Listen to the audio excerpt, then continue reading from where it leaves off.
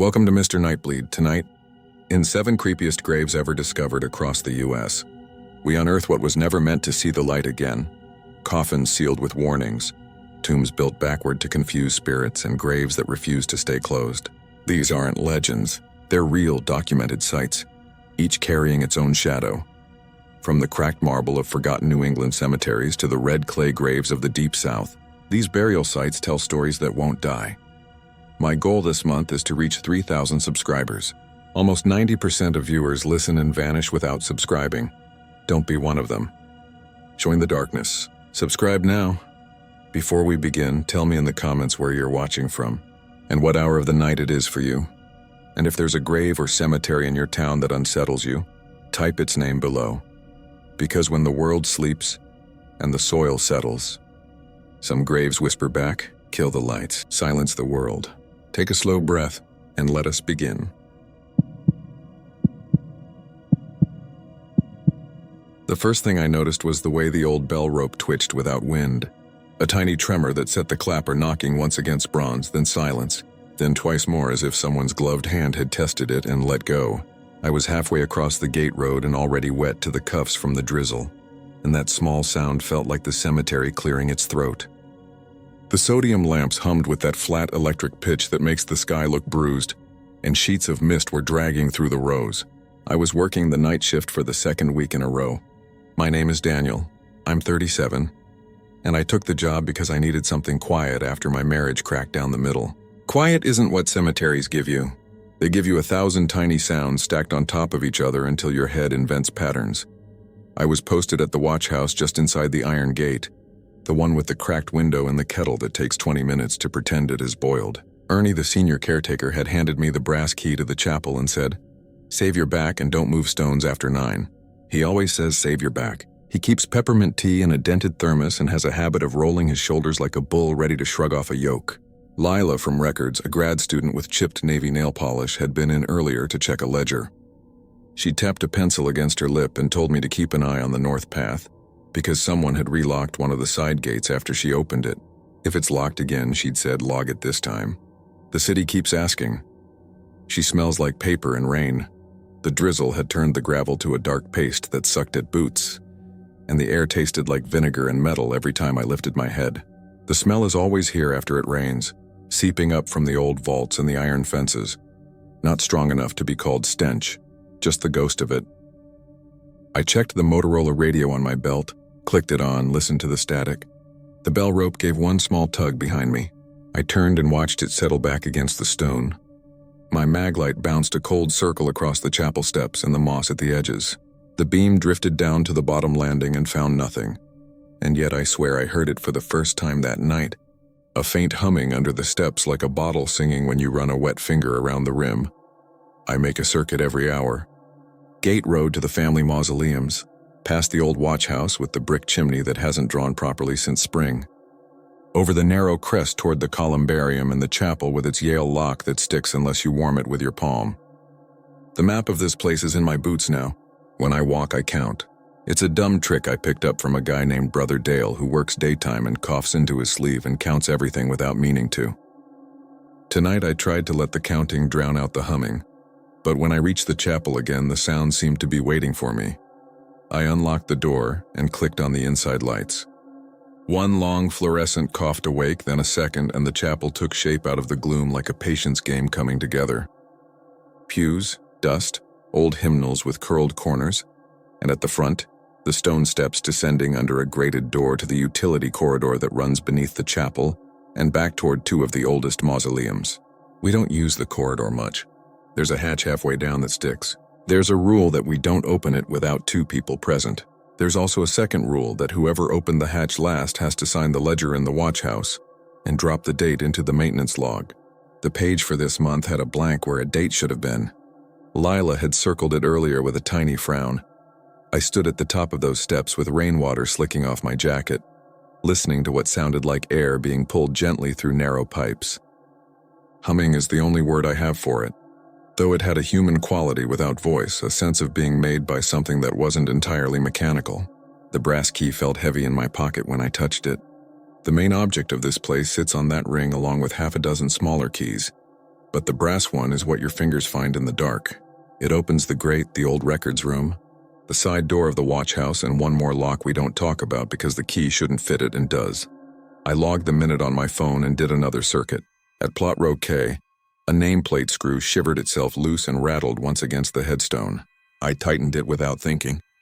20 yards down, a footprint appeared where there shouldn't have been one, crisp in the damp topsoil along the edge of an older grave that the map insisted had been backfilled last autumn. Mislogged grave, I wrote in my head. Ernie will love that. I tested the soil with the toe of my boot. It was damp in an unfortunate way, not soft like rain, but heavy like a sponge pressed down and released. The smell of metal was stronger there, a tang that sparked behind my teeth.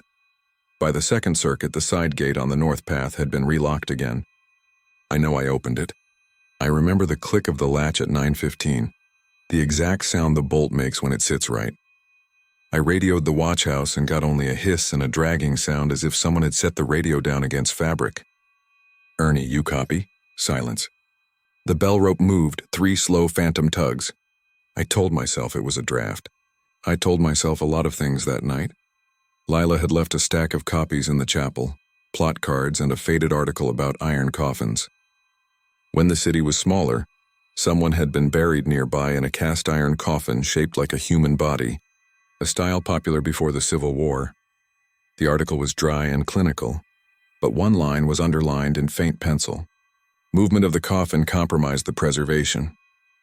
I read it without wanting to and told myself that many things look preserved in the ground until light and air tell the truth. I folded the article, slid it beneath the ledger so it wouldn't draw my eye again, and felt the hum under the steps grow a few degrees louder. At 11, I saw lights on the hill by the perimeter and thought it was Officer Parson from the patrol, the man who smells like wet leather and greets you with a peace sign instead of a wave. I lifted the mag light and flashed twice. The lights blinked out. The radio coughed with a short burst and died. A train in the distance let out one long horn that I pretended drowned the hum because pretending helps. I warmed my hands over the space heater and stared at the brass key laying on the blotter like a coin someone had left as a tip. The second half of nights like this are always worse. There's a tilt to them. After midnight, even the drizzle seems to think you shouldn't be here, and the lamps take on that sodium slant that flattens faces and makes the stones look damp even when they're not. I took the Fisker's pruners from the peg and clipped a vine that had reached toward the name M. Ruiz, and hissed when I cut it, a sound my head turned into speech. Ms. Ruiz's granddaughter, Maria, had brought carnations 2 days ago and told me she could smell her grandmother's cologne when she touched the stone. I didn't want to smell anything that night. The vinegar metal taste crept back each time I slowed. At the 40% mark, if I were breaking my life into fractions, the humming under the chapel steps let me know it wasn't an accident of water and pipes. I found myself standing again at the grate, the brass key warming in my palm. I listened and heard the sound pulse at the edge of hearing, the way a refrigerator hum becomes obvious only when it stops. I touched the grate and felt a faint vibration, not enough to rattle the lock, but definitely there. The Yale yielded the way it always does when you press on the faceplate and turn left. The grate lifted enough to let out a cold breath. I stood with it in my hands and thought, don't be stupid. I lowered it until it rested on the frame and stepped back, locked it again, and wrote down second thoughts are the best thoughts, Daniel, in my head with a voice that sounded like my ex because memory likes its little jokes. The anomalies stacked themselves like paper.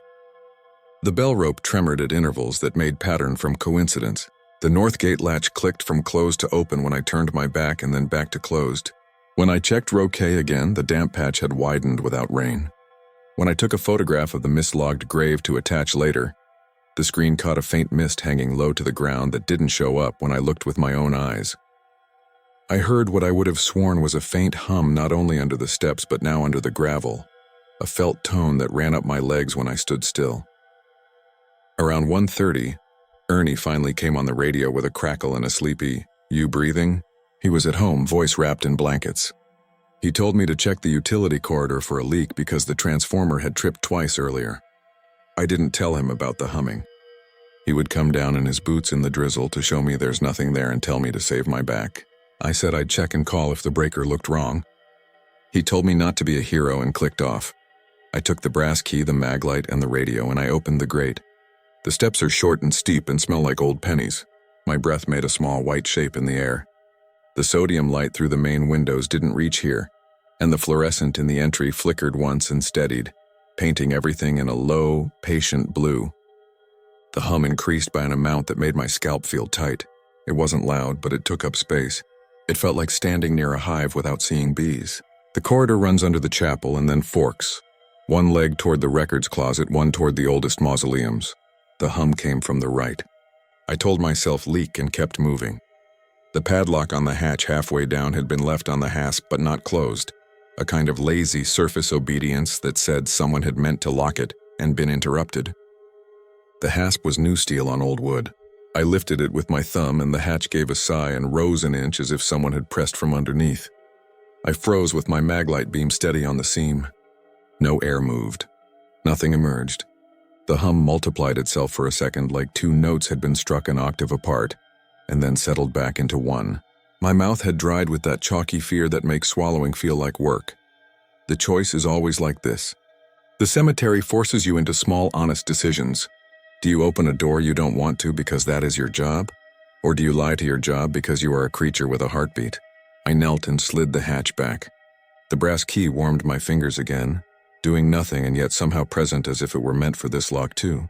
The space beneath the hatch was a narrow pit lined in stone, then earth, then stone again. A short ladder dropped into it, rung slick with condensation. The hum was stronger here, not especially loud but dense, as if it had body. A trickle of water ran along the right-hand side and disappeared under the stone. The maglite found a smear on the far wall that read like handwriting and wasn't. I told myself it was mineral bleed. I told myself not to read it. The radio on my belt hissed and clicked like someone had brushed the mic. The voice that came through was Lila's, quiet and too near. "Don't move it," she said, and then static. I answered and heard my own breath come back at me a second later, as if the radio had bitten its own tail. I thought of the article under the ledger, the line about movement and preservation failing, and my head did something unhelpful with that sentence, turning the corridor into a throat and the hum into a swallowed sound that didn't want out. I climbed down. The rungs groaned but held.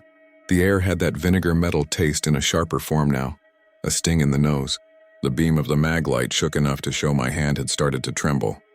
At the bottom, the pit opened into a narrow crawl space that ran beneath the mausoleum steps. By the scant light, I saw a stack of crates half-rotted and a narrow slab against the far wall that didn't belong. The slab had iron studs along the edge in the shape of a body.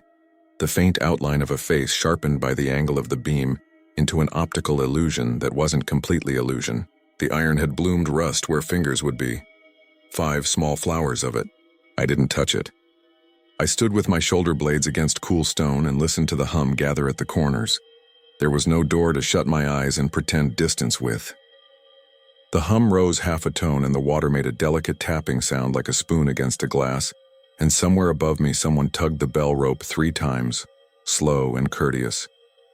I told myself that if I turned and climbed and shut the hatch without closing the padlock, I would feel this space like a mouth open behind me for the rest of my life. I told myself that if I stayed, I would make the kind of sense out of noise that ends careers. I said out loud to the empty place, "I'm not moving anything." It felt like answering a question I hadn't asked and one that had been asked of me since before I opened the grate. The humming eased a fraction. It wasn't a dramatized easing. It was the kind of change you'd miss if you weren't braced for it.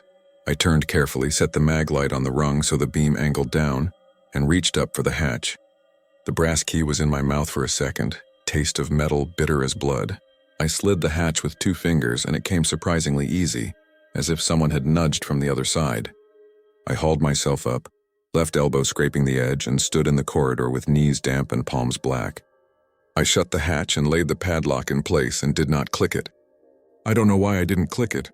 Maybe because I wanted the corridor to decide for itself what should be open and what shouldn't, and I didn't want my name in a ledger tied to any of it. When I reached the chapel threshold, the fluorescent light flickered its stuttery Morse and died. The sodium lamps outside threw that dull orange wash through the stained glass and painted me a stranger's face on the glossy floor. I heard footsteps on the gate road and thought relief and called out.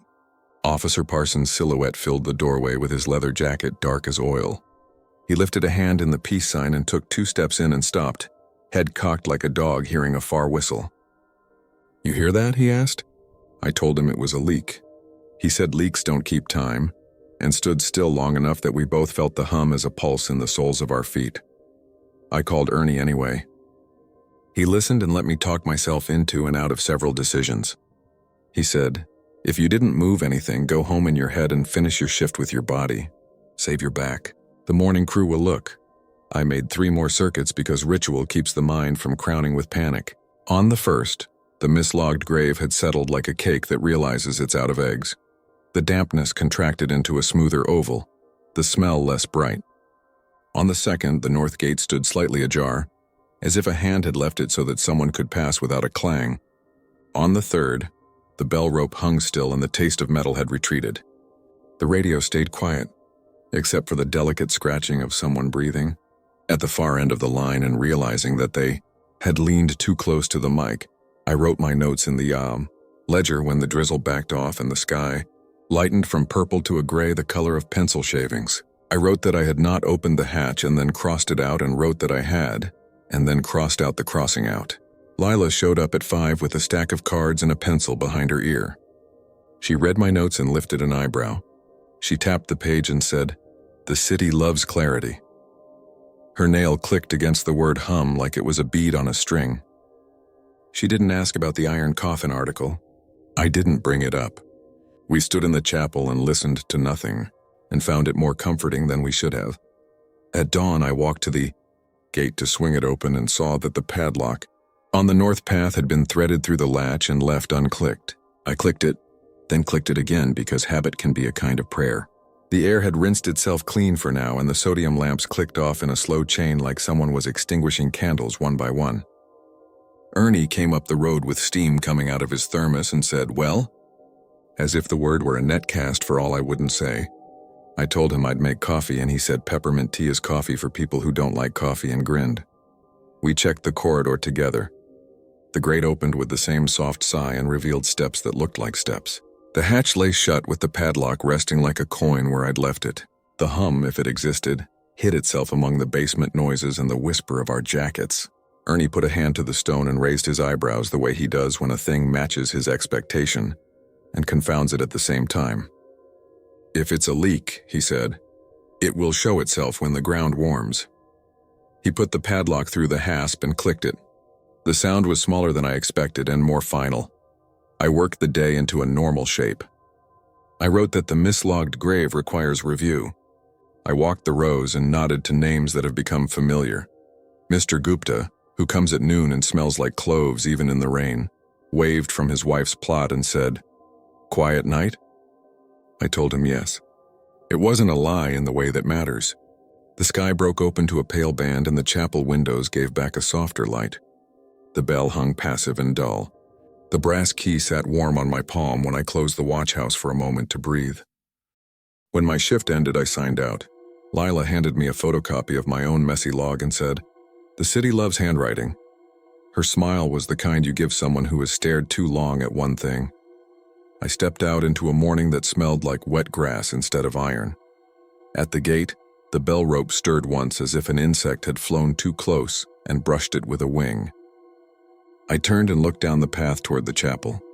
There was no one there. Nothing moved. The sodium lamps were dead and quiet. The drizzle had stopped. The cemetery held its breath in that way it has, suspended between stories. Driving home later, I could still feel the hum, the way you can still feel a boat under your feet when you've come ashore. It wasn't loud. It was a suggestion under the day, under the thin clatter of my keys and the sigh of my chair and the kettle pretending again. When I closed my eyes, I saw the brass studs set in iron like finger bones under a curtain. I heard 3 slow tugs on a rope that might as well have been a pulse. I told myself air and water and old stones will sing when you press your ear to them long enough. I told myself I am not here to move anything. In the quiet of my kitchen, with the window fogging and the world behaving normally, I realized the room had settled around a frequency I recognized. Beneath the cupboard door, beneath the floorboards, just at the edge of hearing, there it was again, faint and patient, as if it had followed me home and lay beneath my steps, humming under the nearest set of stairs. The first thing I remember is the sound of something settling under the earth. A dry shift like a bag of rice poured slow in the dark. A nameplate on a high family crypt ticked on its screw, and the sound dragged all the way across the lane under the dripping sodium lamp. In the chapel, the old brass bell rope twitched once and went still, but the bell didn't ring. I stood in the drizzle with my mag light off because the light made the fog glare white. The drizzle smelled cold and dusty, like wet concrete and old coins. I'm 34 and I work nights for the Cook County Preservation Initiative as a security aide at Greenwood Annex No. 2, which is the polite name for a ribbon of peripheral burial grounds stitched along a rail line in a storm ditch. I'm not a guard with a gun. I have a Yale ring of keys, a Motorola that squawks when I lean wrong, and a laminated map that never lines up with the ground once you're out there under the lamps. I took the job after my father died. He used to say cemeteries are the only places in a city where you can hear your own shoes. He wasn't entirely right about that. Sometimes you hear other things. The reason I was there that night with Marta and Buck was that a volunteer team had opened a sealed mausoleum on the annex's north perimeter, a low limestone structure half sunk into the berm by the storm ditch. Someone had reported vandalism, but the lock didn't look forced. The preservation office wanted the interior logged and the door rekeyed, which meant I would hold the ring and write numbers while they did their work. Simple, Buck said when he signed the tool sheet with a broad, nail-streaked hand. He ran a steel blower in the fall and mowed in summer, known for chewing sunflower seeds and for saying easy money like a prayer. Marta, our project lead, kept her hair wound tight under a knit cap and had a habit of tapping the end of her pen against her teeth while she read. She never used words like haunted. She said anomalous activity and contingency plan and meant them. We met at the gate road as the drizzle settled from a mist to a slow fall, the kind that makes your hood drum. Sodium lamps buzzed and drew halos on the wet pavement. Two background faces passed us when I started the shift. Mr. Kinsley, a widower who walked the fence at night, peppermint on his breath, and a woman named Aaliyah, who left orchids for her sister and snapped her gum like she was marking time. I logged them out as the office closed. Reverend Cole from the little chapel shook my hand with paper-dry fingers and told me he was locking up early. Bad weather, bad nights, he said to no one in particular and walked off with his collar up. The walk to the north perimeter took us past the older section where the names on the stones tilt like they're listening, then down a lane that turned to broken pavement and finally to gravel. The storm ditch gurgled slow. I remember that first faint humming as we came to the mausoleum steps, low and even, more like a resonance than a tune. It could have been wind under the stone, I told myself. It could have been the ditch or the lamps or the city carrying a thin line of sound out here to die on the steps. But I felt it in my teeth like the echo you get when you blow across a bottle mouth, and it made the drizzle taste slightly metallic. "Do you hear that?" I asked. "Hear what?" Buck said and spat a sunflower hull into the ditch. Marta didn't answer. She had the folder open and was flipping, pen tapping gently against her front tooth. Annex 2 Perimeter Mausoleum, internal designation K14, she said. Purchase date 1911. Occupant registry blank.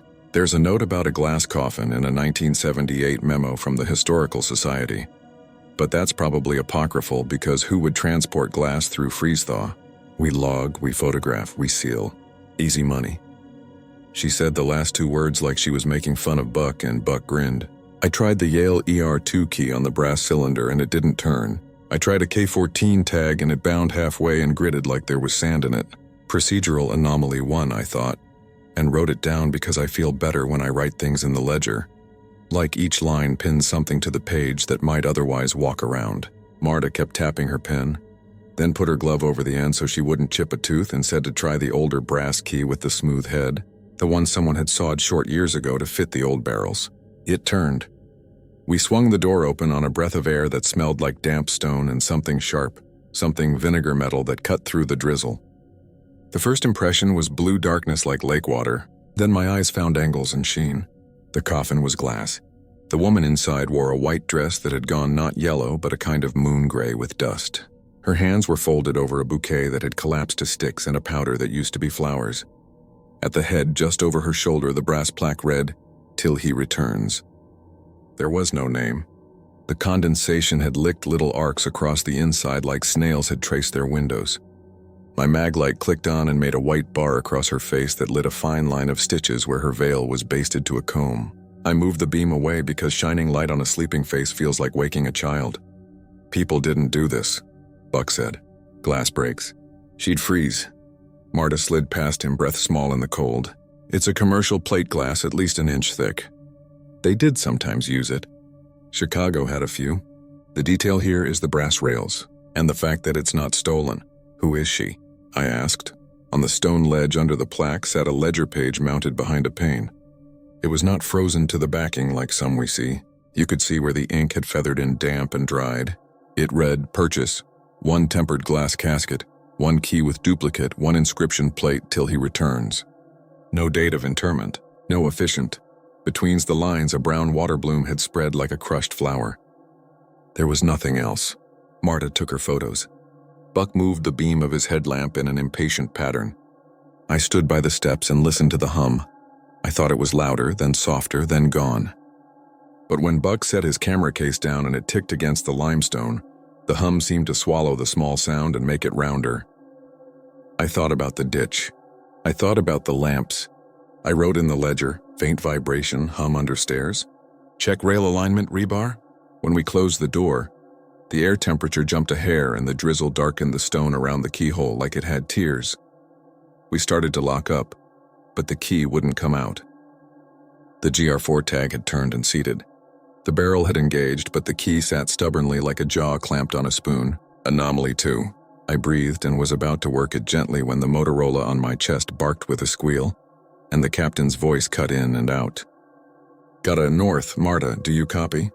"Copy," Marta said, her voice flattened. "We're at K14 securing." "Got a family at the gate," he said. Confused. Asking about a visitation. Name matches nothing. D'Amico's going to walk them out in the rain and show them the sign that says Annex closed. He says they keep asking about the bride. He says someone told them it was open tonight. I looked up at that. The drizzle was steady. No one was near us. We were a long walk from any gate. "Do they have names?" I asked into the radio. "Guy asked me to tell you his name is James," D'Amico said, and his rain jacket squeaked like he was moving. He was real specific about that. Names always make it feel like the room narrows. We just logged a James who left a candle in the columbarium for his brother. Different section, though. I made myself write it down with a note to follow up. Marta was at the door, her face turned sideways to the keyhole, listening. "It's breathing," she said, and I hated that she said it not like a joke but like an observation. "Stone breathes," Buck said, but he shivered. "Let's go. Relock it in the dry." "Dry?" Marta asked and smiled without looking at him. We left it closed while I went to the cart for the supply box, which meant walking back up the lane and passing the chapel. The bell rope in there hung still behind the clear glass. I had the sense of being watched from the dark windows where you can see your own reflection, with the night pressed in behind it like an old movie overlay. I opened the supply box for the weatherproof pad to cover the lock, and saw that the box was not the one I had checked out. The tape seal had my initials from last week and today's ink over them, but inside were Fiskar shears, not the standard lock cover we use for rainwork. Anomaly 3. I swallowed and put the shears down gently and picked up the lock cover that shouldn't have been there. When I turned, I saw a wet footprint on the concrete by the chapel door where there was no roofline drip. I am not a person who sees ghosts. I'm a person who writes down model numbers and notices when a key turns not quite right. I am also a person who loses track of time when I'm working. My phone said it was 12:41, but when I looked up at the sodium lamp clock across the lane by the day office, its face was fogged, and the minute hand stayed at 10. The air tasted like cold pennies. I heard something that was almost a melody, then almost the ditch. The hum under the steps rose a notch, not volume but pressure. The escalating small things kept happening. Anomaly 4 was a relocked side gate we had left open, so we could bring the cart through the perimeter path. Anomaly 5 was a mislogged grave on the laminated map. Plot G23 printed where there was a lane. Anomaly 6 was the lantern wick in the caretaker shed refusing to take flame, though it had burned last week. Buck grumbled and shook it like that would change fuel. His headlamp flickered and went bright again. Marta's pen stopped tapping, and the silence after the tapping was like taking your watch off and suddenly noticing your pulse. All three of us started to match our breathing to the hum without meaning to. And then we caught ourselves and broke the rhythm like you do when you realize you're walking in step with someone you don't know.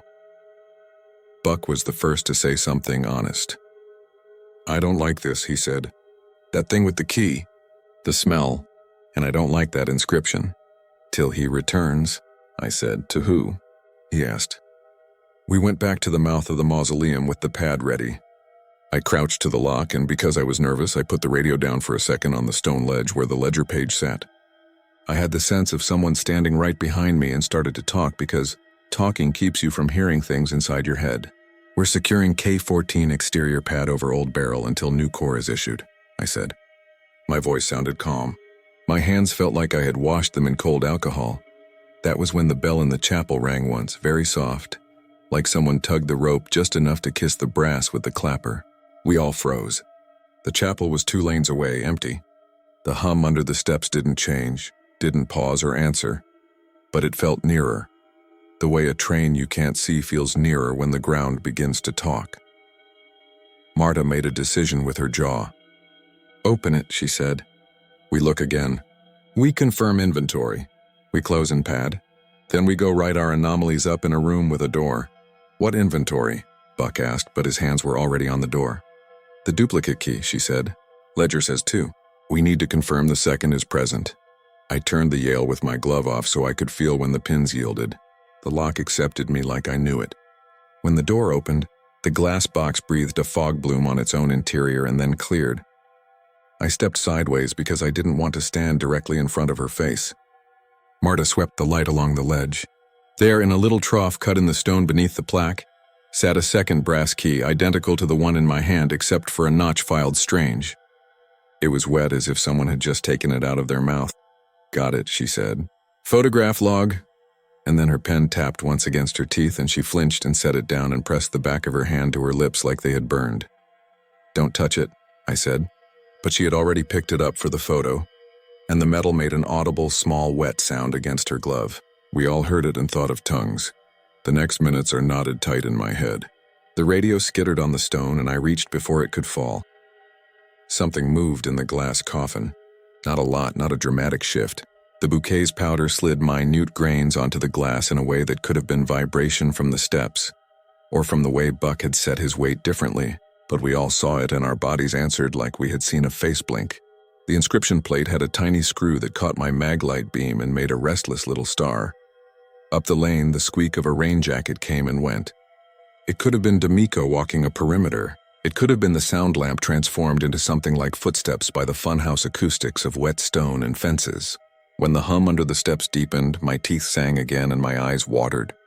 I said a sharp, stupid thing like, "We're not alone out here." And Marta nodded once without looking at me. We were at the point where you have to decide whether to do the reasonable thing or the thing that feels smart. Reasonable was close and pat and go. Smart, for me then, felt like making sure that what I was leaving behind wouldn't be already open when I walked away. Fear has a way of making you thorough. We took one more inventory sweep.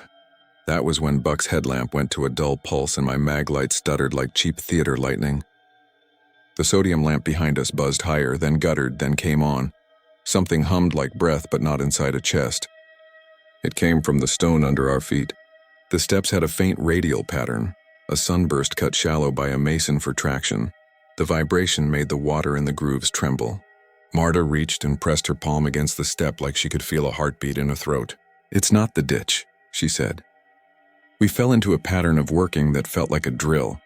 Buck held the door with his shoulder because it wanted to swing in. Marta wrapped the duplicate key in a dry rag and put it in a zip bag. I took note numbers with a glove squeak on wet plastic. My throat hurt. Maybe from breathing through my mouth, maybe from the smell that was now definitely vinegar metal and not rain. The culminating moment came as a choice I can write down with brand names and numbers, so you know exactly how stupid or brave we were. The glass coffin had a small brass latch at the foot. Ornamental or practical, I don't know. It was the sort of thing a funeral director could click and feel a measure of control. It was also a thing that, if it were not supposed to be unlatched, would offend the dead, and possibly anyone who cared about them. But there was moisture inside the glass that did not match the air outside, and the bouquet's powder had moved and the hum did not stop. The reasonable thing was to leave it. The smart or brave thing felt like cracking the lid and breaking whatever pressure stood between then and now. You will think I wanted to see her face or touch her sleeve. I did not. I wanted to stop hearing that sound. Marta looked at me and then at Buck and then at the latch, and her hand was steady when she said, "On my count. 1. We did it. The sound inside the crypt changed at once, like putting a spoon into simmering water. The hum turned whispery and then stopped for 2 beats so clean I felt the sky lean. The latch lifted without fuss. The glass lid had a rubberized seam that broke with a quiet lipless kiss. Cold air came out and tasted like old metal and lilies. Somewhere behind us, the bell rang once, soft. Too soft to travel that far realistically, but there it was in our bones. The bouquet slumped more. The veil trembled as if someone sighed under it, or as if the air sighed in. Her skin was not gone. It was not the color of anything alive, but it was there. The fine pores like tiny moon craters. Something like condensation. A line as delicate as a snail trail moved on the inside of the glass near her temple and drew a swoop that could have been the edge of a letter. The inscription plate below us looked different in the sudden, not quite stillness. The letters were the same. The brass was not. Under the right-hand screw, the metal had worn bright in a little circle like a thumb had worried it lovingly for years. "Enough," Buck said. "We're done." He had never said that word that way before. He meant not that the task was complete, but that we would survive if we made it true. We closed it. The lid set. The latch clicked. The hum came back, softer, lower. Not in the bones, but like a countertop vibrating when someone walks heavy. The 3 of us worked fast in the drizzle. Pad went on. Barrel locked. I hesitated over the key. The duplicate in the bag looked too much like a tongue preserved. I put it in the inventory envelope and tucked it in my jacket like it was both contraband and medicine. The next part of the night is full of procedural detail. We wrote our notes. We locked the chapel and logged the bell rope position. D'Amico never reached us. He'd had a call at the main gate and turned back. The family asking about a visitation had left behind a wet palm print on the office glass. Too thin to be a man's. The minute hand on the sodium clock jumped from 10 to 42 while we watched it. At one point, somewhere around 3, the side gate was latched, though none of us had touched it. I checked the latch for dirt and found none in the fresh wet. A name on the laminated map, which I had traced with the dull pencil because the ink runs in drizzle, repeated where it shouldn't. Jam, printed faint between plots like a palimpsest. I wrote that down and then erased it, and then the ghost of the letter stayed. Tonight I can think of grad school words for that. In the moment, it felt like the paper had learned a name and couldn't stop saying it. We made it through to the part of night when the lamps turn from sodium to that pre-dawn gray that removes shadows without making light. The drizzle eased to a mist and then to a suspended glitter that made the air look like a snow globe someone shook once and set down. Marta was sitting on the steps writing her final line, the bagged key on her knee like a little fish, when she stopped tapping the pen and just listened. "Do you still hear it?" she asked. "Yes," I said. "No," Buck said, and then, "Yes, but different." It was different. It was in my mouth, not my teeth, like tasting a battery. The main gates rusted with a heavy sound, and I knew that the grounds truck would be here soon, and the sprinklers would sputter on, and the day crew would laugh in that way that day crews laugh at night crews because they think night makes us nervous. The hum folded down, softer and softer, until it left the frequency where we felt it and entered the one where it only remembered itself. For 5 minutes we didn't talk. Then we did the last ridiculous argument that has to happen because it lets you leave. It was about whether to bring the duplicate key to the office safe or leave it in the chapel box. We decided to bring it. On our way across the gravel, the bell rang twice, very soft, as if hands thought better of a third. I felt the hair on my neck stand up and then lie down again as if there had been a brief wind. I can't explain the family that never appeared on camera, the wet palm on the glass, the minute hand that lagged and then jumped. I can explain the vinegar metal smell as the off-gassing of old fittings and damp. I can tell you the hum might be the ditch or the rail or a highway far off. I can tell you that glass coffins exist, rare and impractical and beautiful in the way that impractical things preserved by luck are beautiful. I can tell you we did not put our hands inside, that we did not disturb anything we weren't already disturbing by being people, night-soaked and curious. The last anomaly came as we were leaving, and I only noticed because I am a person who looks at screws. The tiny screw at the right corner of the inscription plate sat half a thread higher than when we came, the bright wear around it a little larger, as if a thumb had loved it once while waiting. I told myself the temperature had moved the metal, The way lids loosen when a jar cools. I told myself a lot of reasonable things. We turned toward the gate road, and the gray light made the gravel look like bone chips in the lane. At dawn, the captain took the bagged key between two fingers like a bug he would not crush and dropped it into the safe. He joked that if a man named James came asking, we should ask which one. We laughed and pretended it was normal when Buck said easy money in a voice like someone learning a language again. The day crew fired up the steel and the droning sound drowned almost everything else. Almost. I went back once, 2 weeks later, alone in daylight. The hum was not there then, or not for me. The inscription had tarnished around the letters as if breath had collected and dried. The screw gleamed its small sun. When I closed my eyes at the top of the steps, I could not hear anything but traffic and crows. I thought that whatever we had heard might be gone as night things are. I was wrong.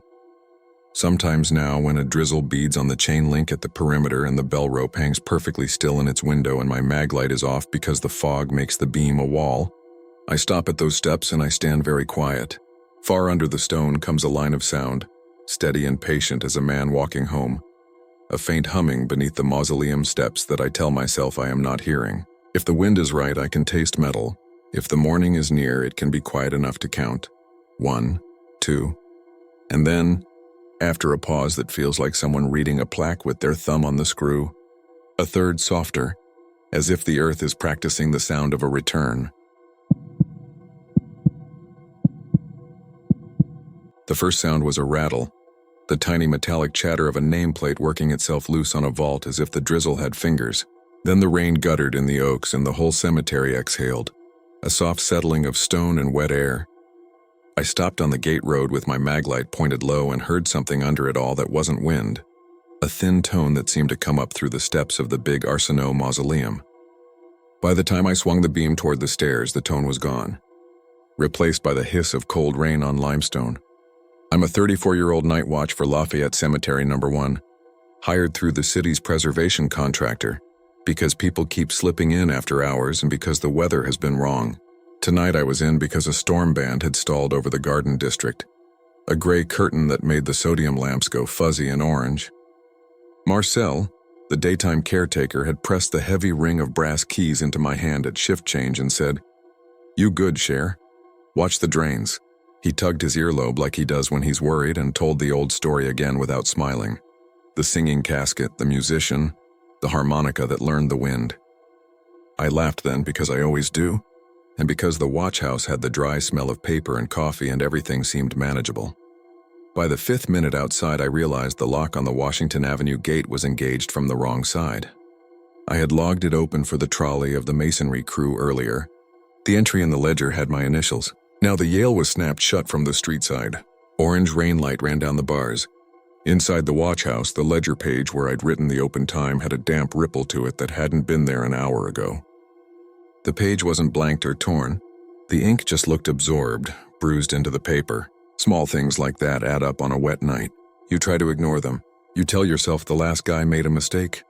The cemetery draws sound in and holds it. Tires hiss on the far side of the wall.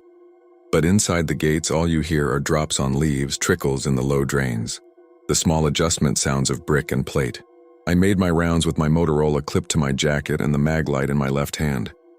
The beam bounced off the marble into wide, pale strips. On square 3, a floral cone had fallen and rolled against a slab. The flowers were fake but already bleeding red dye into the water, a crescent on stone like a mouth. Miss Inez Carré's lilies were still upright by her family vault, wired so tight they stayed proud in the drizzle. I only know her cough candy smell because she comes every Friday with a napkin of beignets for Marcel and mothballs in her sweater. A cigar butt lay wet by the Gramillion wall. I thought of Mr. Landry, and the way the rain always glosses his hat and flattens his cigar into a dark comma. He hadn't been through today, but his habits stick to the place. The first anomaly after the gate was a mislogged interment. On the plot map, Arsenault was square 2, alley A, vault 17. On the brass plate, it was spelled Arsenault, but the number was 13, and someone had penciled a faint 17 over the 13 like a correction nobody finished. The pencil mark was soft and recent, not the kind of century-old graphite that lives on old maps. I flipped the ring of keys in my palm and felt for the shallow nick on the Arsenault key. Marcel showed me that once, Said it's how you find it when the dark is a hurry. I wasn't opening anything. I was just verifying numbers. The little procedural patience that keeps a place like this honest. The rain at the Arsenault steps tasted like copper. I say that because when the drops hit my lips, they had that faint vinegar metal tang you only notice in certain storms. I stood with one boot on the first riser listening. Somewhere under the stone, so faint I had to hold my breath to find it, came that thread of sound again. Not a whistle, not a motor. A human note without a human breath. It vibrated through the sole of my boot the way a stereo bass will ride a wood floor. By the time I leaned down and touched the cold edge of the second step, the note was gone again. The air under there felt colder, as if a draft was pulling through a gap not big enough to see. On the Motorola, Tasha did the scheduled check-in from the preservation office, voice clipped and even. "Document not disturbed," she said, like she always did before signing off, and I answered that the drains were fine. She works one finger into her pencil behind her ear when she talks. I could hear that motion in the way her words sometimes came with a soft click of graphite on clip. It was a comfort to hear her at first. The second check-in came with a wash of white noise that made a chord. I moved the radio away from my coat and the noise fell back into static. When I set the radio on the Arsenault steps to adjust my jacket, the static tightened into something like a breathy chord again. The moment I picked it up, the sound frayed and died. I didn't tell Tasha that. She would have said the word interference 3 times and told me to keep the radio off the stone. The watch house lantern refused to cooperate when I went back for it. Vintage thing we keep for power issues. A Dietz with a stubborn wick Marcel babies like a pet. I filled the reservoir, trimmed the black off the end of the wick with my fiskars and lit it. The flame sank, flared, and then drowned itself with a soft gulp. On the second attempt, the lamp bloomed steady, then wavered and made a low ringing as if the glass itself had become a bell. I set it down and it cut out. I imagined Marcel in the morning clucking at me, crooking his finger like a conductor as he adjusted the thin strip of wick. I took my mag light instead, feeling stupid about the charm of old tools when I was alone in a wet city of stone. The rising weirdness was slow and mostly paperwork. A sheet I'd tucked under a paperweight had worked itself free and drifted across the desk like it wanted the floor. The heavy brass nameplate from the Giori tomb clicked twice and then stayed. The steel we keep in the caretaker's shed for after-storm blowdowns coughed once without the key in it. A pressure burp of fuel that carried a sweet plastic smell. And there were shoe prints that got me thinking about someone cutting through. They were half prints, edges feathered by rain, here and gone along the perimeter.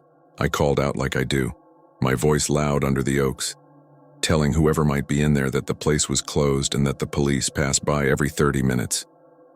The only answer was the soft tapping of water off the cypress, the far hiss of tires, and once, distantly, what I swear was a harmonica note riding the wind like a thin thread.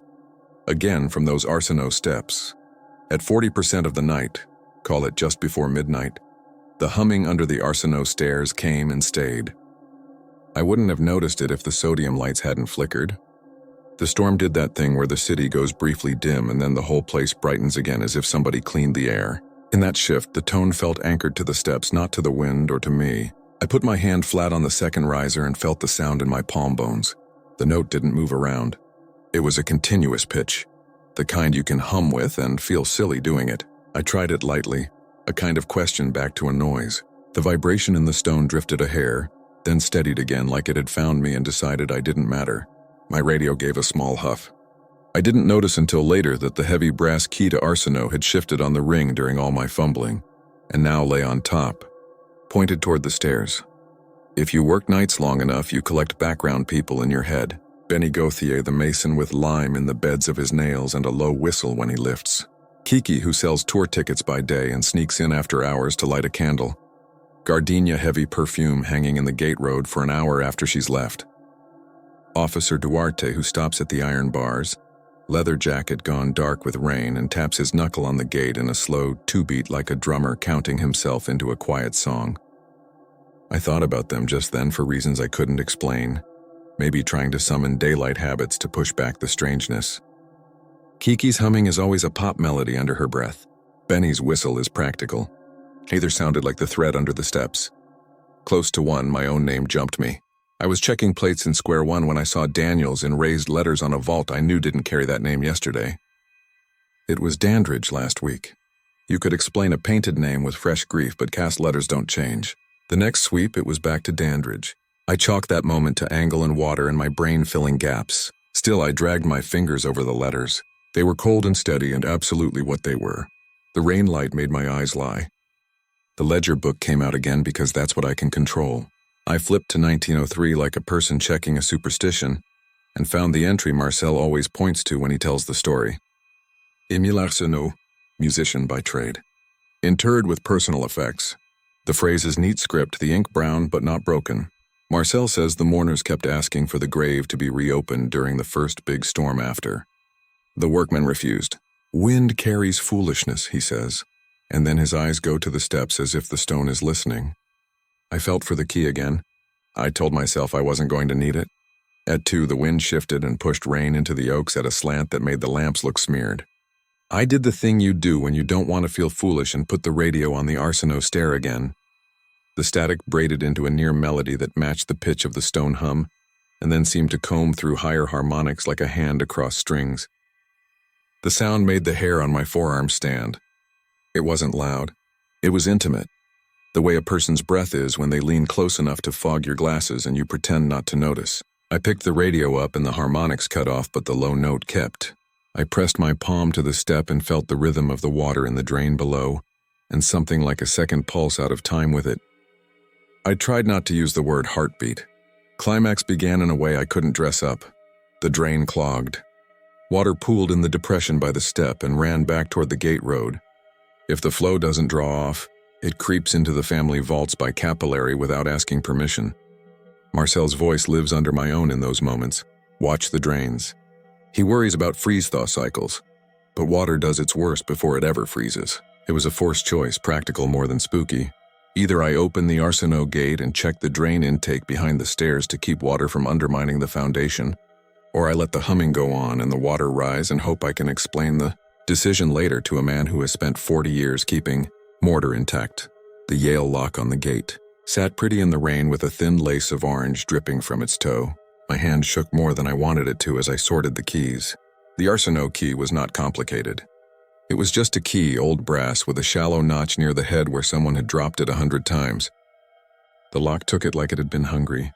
I swung the gate open just enough to lean in one shoulder, and the cold inside that space was surprising. There is a particular chill that comes off marble, and muscle memory tells you to whisper in it. My mag light caught the lips of the stairs and the little crawl space under them where the drain begins. The slot was crowded with wet leaves and a long black shape that didn't look like a root or a snake. It was an object, squared off at the end, wedged exactly in the gap where the water should draw. I squatted in the gate like an idiot trying to fix a sink and reached. The shape was slick and cool, but the edges under my fingers were precise. My brain told me what it was before I pulled it free. The harmonica was old tin, the kind with star stamps on the sides and letters that said something I couldn't read under the water film. I cupped it in my hand and the hum under the stairs deepened. It was as if removing the object released a tone that had been waiting to fill the space.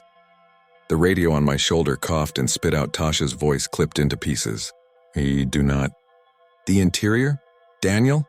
That made my heart lift in a stupid way until the static swelled again, and a sound came through that wasn't her at all. It was a human hum, like a person singing without words from the other side of a wall. Low and steady, patient in a way that raised the skin on my scalp. I had the harmonica in my hand and the drain intake right there filling with leaves again. The forced choice tilted. I could jam the harmonica back in to choke the flow and keep the hum where it was, stop it from resonating the stone. Or I could keep it out, clear the intake, let the water pull and risk whatever voice wanted to swell to fill the empty. I went practical because that's who I am. I cleared the leaves, jammed my fingers into cold water stinking of tannins until the gap showed open black. When I pushed the harmonica in to use it like a grill, the tone changed. It stepped up a fifth, clear as church training. I pulled it back out on reflex and the tone dropped. When the wind gusted, the note swelled and a higher melody brushed against my ear, a clause without words. The harmonica was a reed in a pipe. The stairs and the crawl space were the body of the instrument. I had stumbled into a century-old organ that played itself in storms. The choice became something else then. I could keep the harmonica, silence the play, take the charm out of the place and stop the hum that made my bones clench. Or I could respect the stupid story, set the instrument where it belonged, and accept that a musician's trick had built a tiny, unasked-for voice into the stone.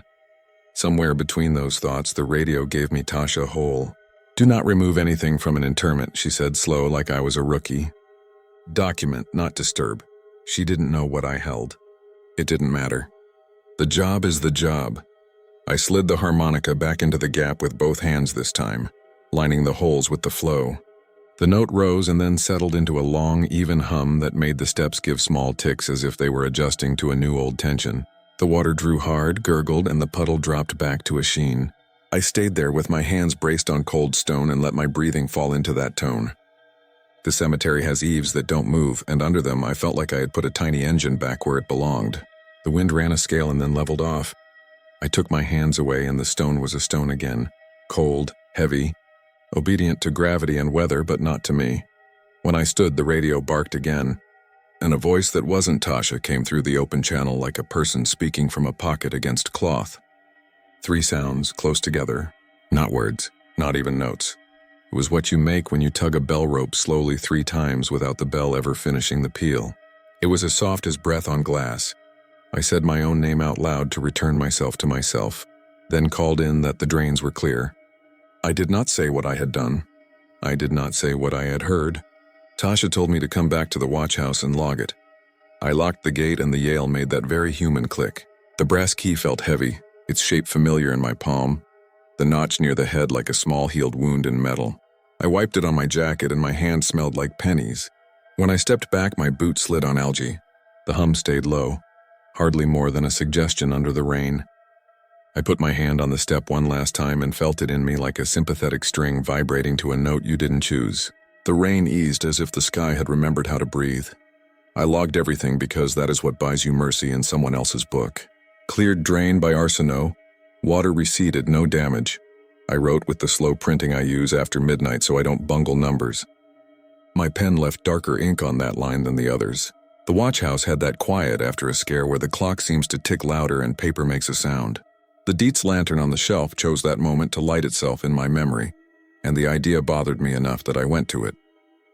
I trimmed the wick again, set a match to it, and watched the flame steady like a thing learning a balance. The room took on a gold tone that pushed the orange out of the window a little.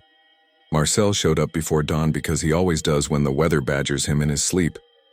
He knocked his 2 light beats on the gate, and I let him in. And he did the thing with his earlobe before he even took his hood down. "You listen to the drains, Cher?" he said, voice soft to fit the hour. And I told him the truth that water had pulled strong behind Arsenault and I had cleared it.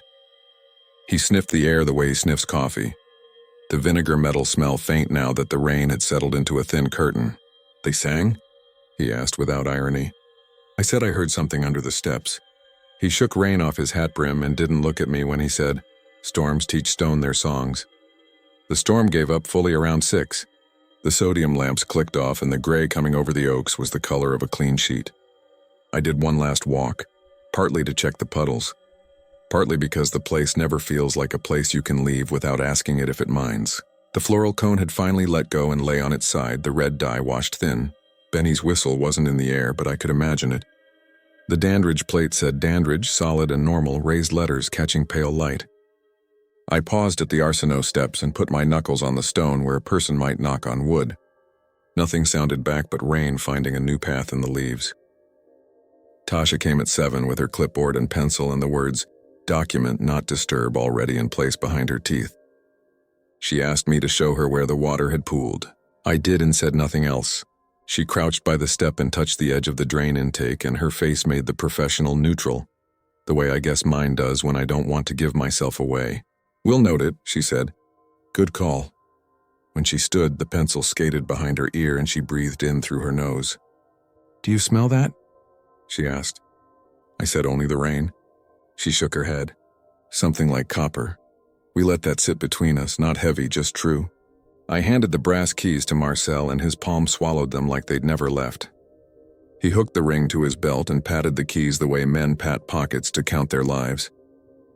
He told me Miss Inez had called at 5 to ask if the lilies were still upright, mothball and sugar in her voice even over the line, and that Mr. Landry had already left a message about a candle he meant to leave later. The city wakes up like that around the dead. It surprised me less than it used to. On my way out, I put my hand on the watch house door frame the way I do to feel the grain. The wood was cold, damp in a way that would pass when the sun did any kind of work. The air inside had that paper starch smell that comes from 100 years of logs and one stubborn lantern wick, and the jackets of men who carry rain into rooms. I heard a faint thread of sound then from under the little stoop, so soft it might have been my own blood in my ear.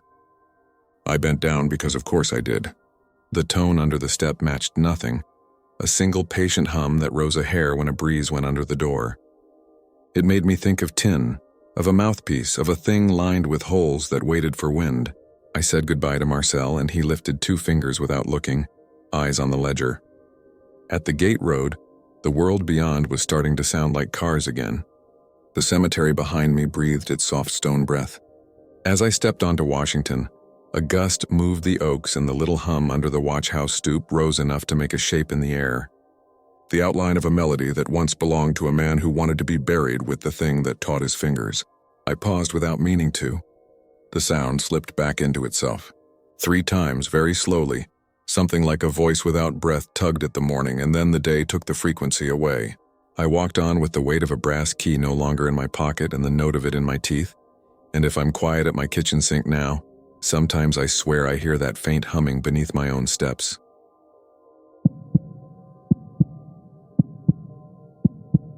The first sound was the rattle of a nameplate on the Levy family stone, a thin metal clink against granite that came from nowhere because the wind had died. The second was the thud of damp soil settling in a plot we hadn't opened in years. The third was the ring of water down the bell pipe at the chapel, like a finger sliding a rim. My mag light cut a pale cone through drizzle and sodium fog, and I was halfway down the gate road when I realized the smell in the air was wrong.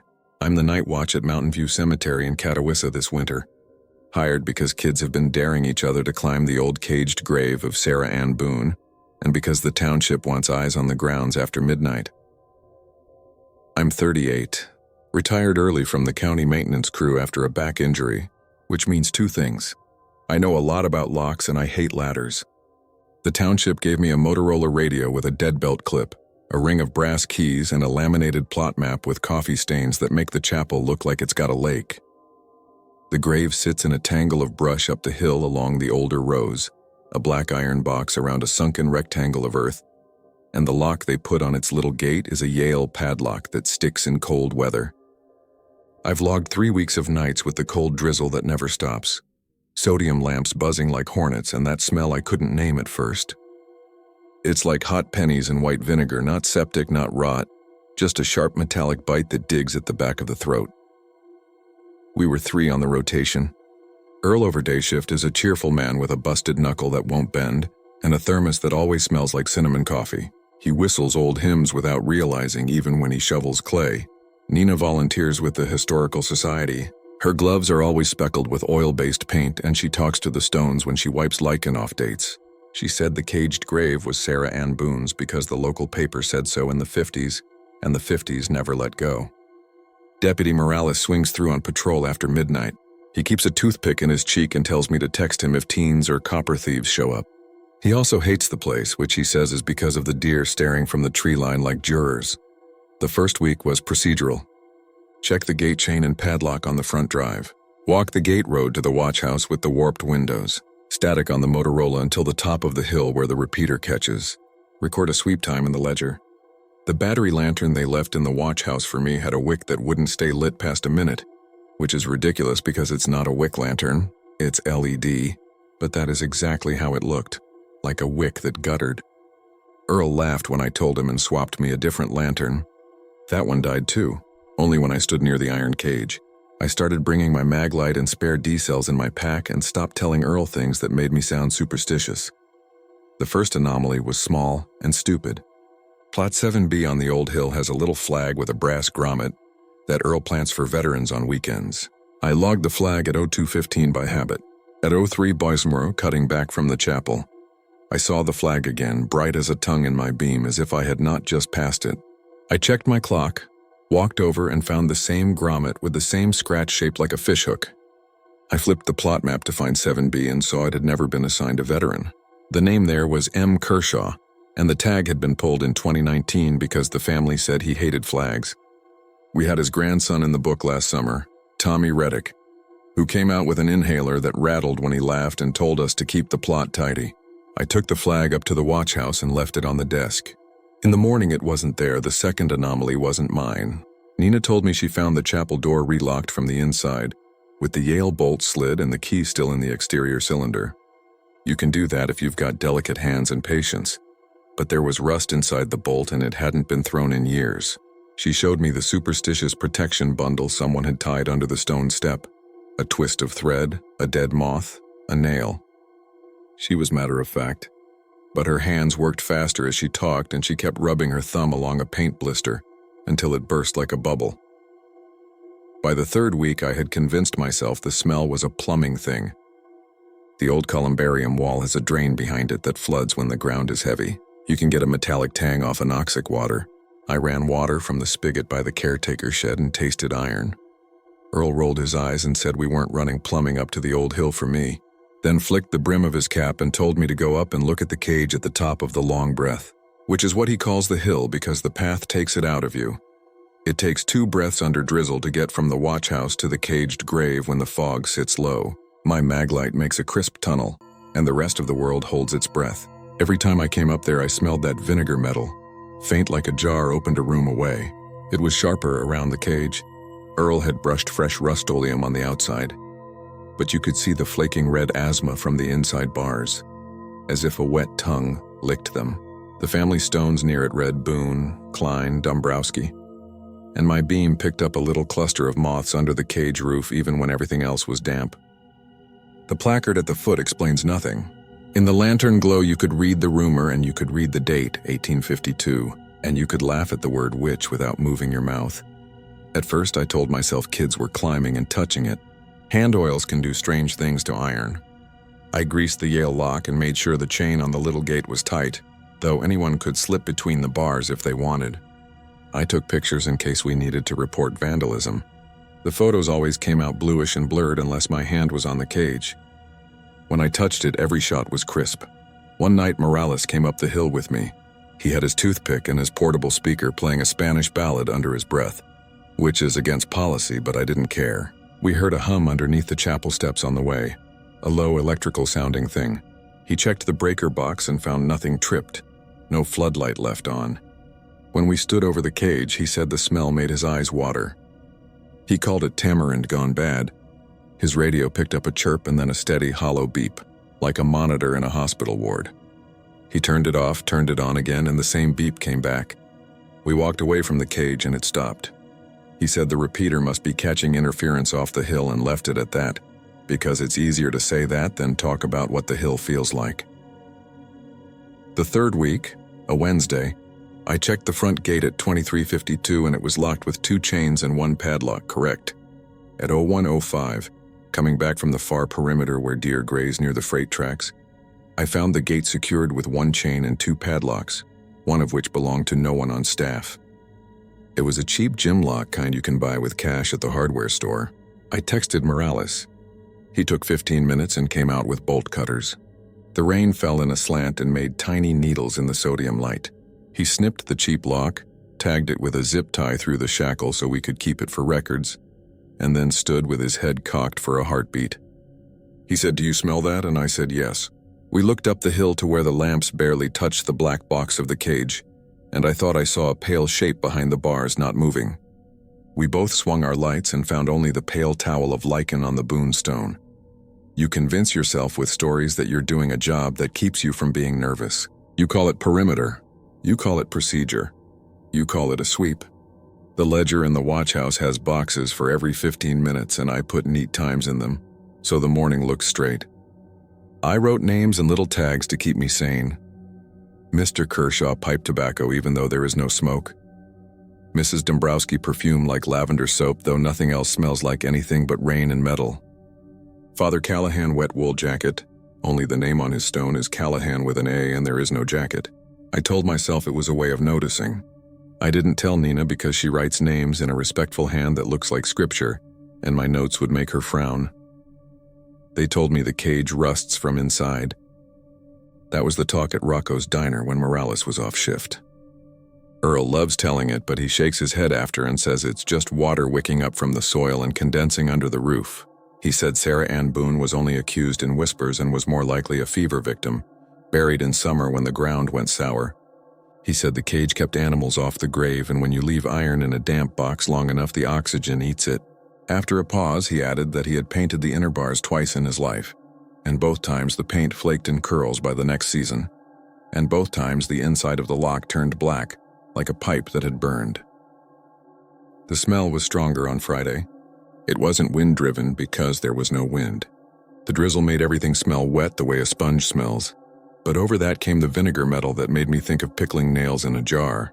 The little LED in my pocket behaved until my boots touched the mud churn by the cage, and then the light banded, a strobe in my eyelid when I blinked.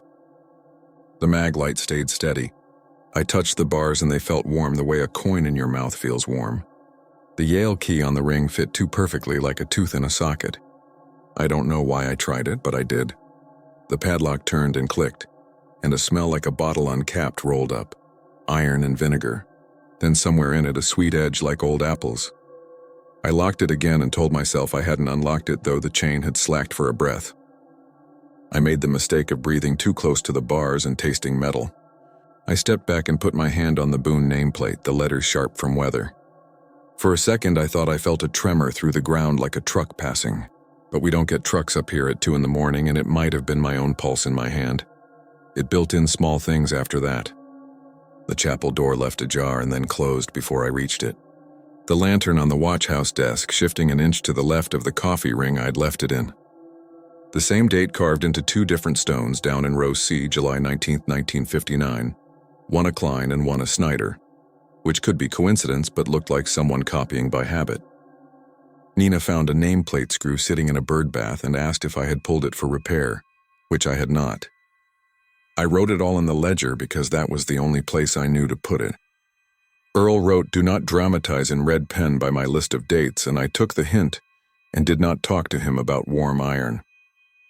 On the night it went bad, the rain thickened from drizzle to a thoughtful, steady fall that made curtains under the lamps.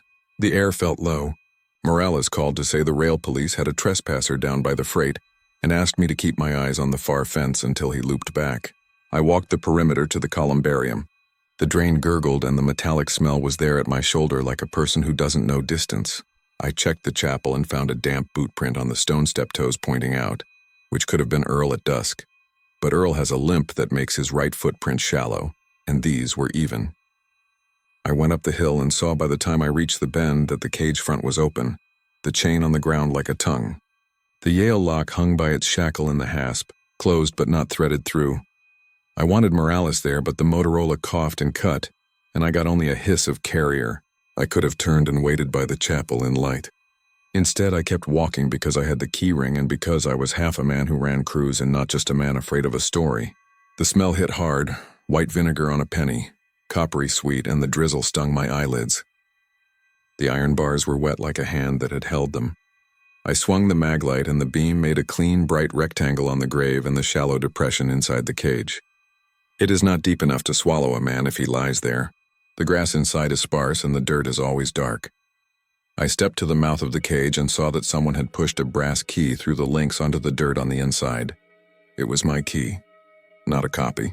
The key I had in my pocket was a twin because the head had the same scratch across the Yale stamp, only this one was inside. I looked at my key ring and felt the shape through my glove. I had it. It had weight and cold. I looked at the one in the dirt and imagined reaching through. The bar gap is narrow. If I slipped my arm in, my elbow would bind. I could use the mag light to nudge the key, but the mag light is what I would need if I had to back away fast. I broke the rule I had made for myself and said out loud that it was not funny. Rain tapped the iron roof. I tried the radio again and got Morales' voice in a thin thread. He said say that again and then nothing, as if he had stepped down a stair and out of range. I heard water travel inside the bell pipe near the chapel, even though I couldn't see the chapel from here. The sodium light made umbrellas of halos. The cage looked like a black rib cage open on one side. I put the keys back in my pocket and did the thing that made no sense. I stepped inside. You close your eyes and then you walk and then you open them or you fall. I kept them open and the drizzle felt different inside. The smell was stronger. I reached down and took the brass key from the dirt, and as my fingers closed on the head, my head filled with a hot metallic pressure, as if a blood pressure cuff had cinched at my temples. It passed. Or it stayed, and I noticed other things. The interior bars had a film-like sweat. The cross pieces were pitted and the pits were clean, as if something had polished them from the inside. The dirt below my boots had that look it gets when something heavy has sat, a smoothness like a cast coming out of a mold. My breath tasted like apples left too long in a drawer, sweet and sharp. I backed out of the cage with the key in my hand and slid the Yale lock through the hasp and chain without thinking, because you always resecure before you call. I turned my back to the cage to see if a beam was coming up the hill, if Morales's headlights were cutting the fog on the gate road. I gripped the brass key I had picked up and realized it was not just similar to mine. It was mine. The scratch on the head had the same small pull at the tail of the letter, the way I had done it dropping it on the watch house step last week. I held both keys in my palm. I closed my fingers and the static climbed my wrist. The radio slid a voice in soft as breath. It was a woman's voice, not Morales, not Nina. It said, "Don't let it out," and then it was gone under the hiss. I looked at the locked cage and thought of what letting out would be. There is nothing alive in there. There is only a box and earth. Letting out is a phrase you put on fear when fear asks for a handle. It gives it one. The handle felt like the brass keys in my hand. The hum under the hill rose then. It wasn't the chapel. It was a vibration through the soles of my boots, and the bars shivered the way a glass sings when you rub a wet finger along its rim. The drizzle slanted as if the air had leaned. I saw through the bars a light like phone glow, blue and wavering, low to the ground inside the rectangle. It distorted the corners of the cage and made the bars look as if they were bending in, and my hands went slick and I dropped one key. It rang once in my palm and then jumped as if someone had flicked it. I grabbed for the lock and had the thought, clear and useless, that if the chain failed at that second, I would not try to rethread it. I would run. I heard a metal rattle against stone down the row, something like a nameplate shaken. I heard the hollow beep again from Morales's radio, and then my own voice in my head saying a simple word, no. I put the loose key back on the ring. I put the ring in my pocket. I put my left hand on the lock and felt heat through my glove, and I didn't think locks generate heat by themselves in rain. The maglite beam went thin like a skewer, and then fat again as if the air had widened behind it. In the beam, I saw the dirt inside the cage smooth. Then I saw a convex bulge roll toward the iron like the back of a fish in a dark river. It didn't break the surface. It didn't even press the grass. It rolled a shape without edges. I don't know what I would have done beyond freeze if Morales hadn't called my name right then from the bend. Voice tight and close as if he had been standing behind me. He came up fast with his toothpick tucked away and his hand on his belt clip. And the second he stepped into the wide halo of the lamp, the hum dropped to a low sound you could hide under a truck hood. He said, "What is that smell?" and coughed.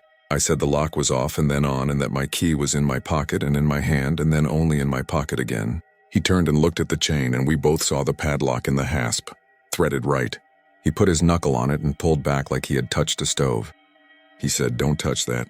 He said it like a dad and a cop, and I nodded because it felt like both, and because in that second the idea of opening it was obscene the way an open electrical panel in floodwater is obscene. Raised his light and that blue phone glow under the bars winked out. The smell hung. He asked if I had seen anyone. I said no. He asked if I had been inside, and I said yes, and he blew a breath through his teeth that made a drop of water jump off the bar and darken the dirt. He said we were calling this in and getting the township up here at dawn to weld the lock shut. He said a chain wasn't enough. He said a story wasn't enough. I liked him for that last part in a way that had teeth to it. We spent the next hour moving from light to light across the older rows. Rain slicked the stones. The columbarium drain gurgled. When we passed the chapel, the bell pipe coughed a ring. The Motorola talked in half-words that didn't carry.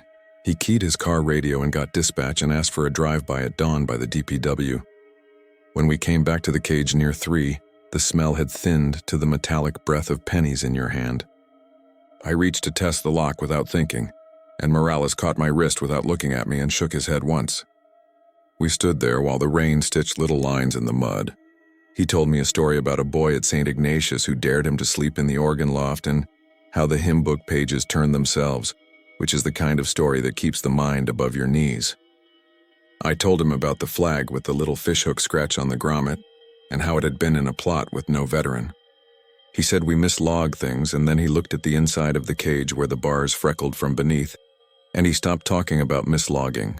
At dawn, Earl came up with a steel saw in the back of his truck and a length of hardened chain. He took off his cap and his whistling stopped when he saw the padlock in the hasp. He said nothing for a long minute, then set down the chain like a man putting down a heavy baby. Nina arrived with her gloves and a hot thermos that smelled like the inside of a bakery. She didn't touch anything. She stood at the corner of the cage and read the boonstone in a voice that tried to be paper. The drizzle softened, but the lamp stayed on because the light sensors were blind in this fog. Earl asked if the lock was hot, and Morales nodded. Earl put on leather gloves and touched, flinched, and then used a hooded socket to flick it. The metal made a tiny complaint. We waited. Morales stepped back and took his toothpick from his pocket and put it in his mouth and then took it out, because it tasted like the air. I showed Earl the key. I showed him both keys. He turned them in his gloved hand and found the scratch. He did not say anything about twins or copies. He got the bolt cutter from his truck and set the jaws on the shackle. The Yale was old but stout. He squeezed and the cut bit a hair and stopped. He set the metal down and went for the steel. The saw wouldn't catch. He pulled the cord and pulled again. The motor coughed. He checked the fuel and there was fuel. Nina said lightly that iron remembers, and I wanted to tell her to take that back. Morales said we could weld later and used a little pry bar to twist the hasp enough to unthread the chain. Earl slid the chain out like a snake from a fence. We braced. Morales looked at me and said ready like we were lifting a couch. He swung the door. It creaked no more than any gate. The smell did not surge. The dirt inside looked like dirt. I hated all of that. We pushed the chain through the mesh at the bolt points, and Earl rethreaded it such that the lock would be outside the halo where the heat had been. He clicked the padlock on and shook it twice. The clang rang in the bars like a thin bell. We stood like men who had just lifted something heavy that had not resisted. The sun did not rise. It just got paler. We filled out an incident report in the watch house. Earl wrote with rain spots on the paper, and Nina kept her gloves on even indoors. I wrote about the inside key. Morales wrote about the smell because he could not write about it. Earl started whistling again without hearing himself, and then stopped on an off note that made us all look up. The day shift crew came in with wet backpacks. The names I know from the ledger drifted through the watch house like ghosts getting coffee. Kershaw pipe tobacco was not there. Dombrowski lavender was not there. Only people with damp hair and actual tasks and a smell of wet wool and diesel. We went back up in daylight and there was nothing to see that we had not already seen. I sleep days in a rented room above the bait shop. I woke around noon to the taste of metal in my mouth and sat up with my hand at my throat. The room smelled like a jar someone had forgotten to rinse. I put my keys on the table and counted them because that is the sort of thing I do now. 2 Yale heads, one with the scratch, one without. I dropped them in my palm and they were both cool. I told myself I was doing a job where you get smells on you like fish or oil or paint. I told myself that vinegar metal is a kind of weather. I worked 2 more nights. The drizzle kept. The sodium lamps buzzed with a sound like bees trapped in a lampshade. The LED lantern they gave me stood its ground. The Motorola worked within reason. I walked the gate road and recorded times. At 2:15 on Sunday, the bell pipe in the chapel sang a single note as water fell. And I smiled in spite of myself because it was ordinary, and not all horror stories end in terror, some end in maintenance. Then I turned my light at the hill and saw the cage in its square of lamps, and I smelled the vinegar metal out of nowhere as sharp as a slap. I went up. The padlock hung in the hasp, threaded right, cool to the touch. Inside the cage, on the dirt at the foot of the boonstone, lay a brass key where a brass key had no reason to be. This one did not have my scratch. It had a different one, a crescent like a thumbnail. I had seen that mark in the watch house when Nina set her keys down beside her thermos last week.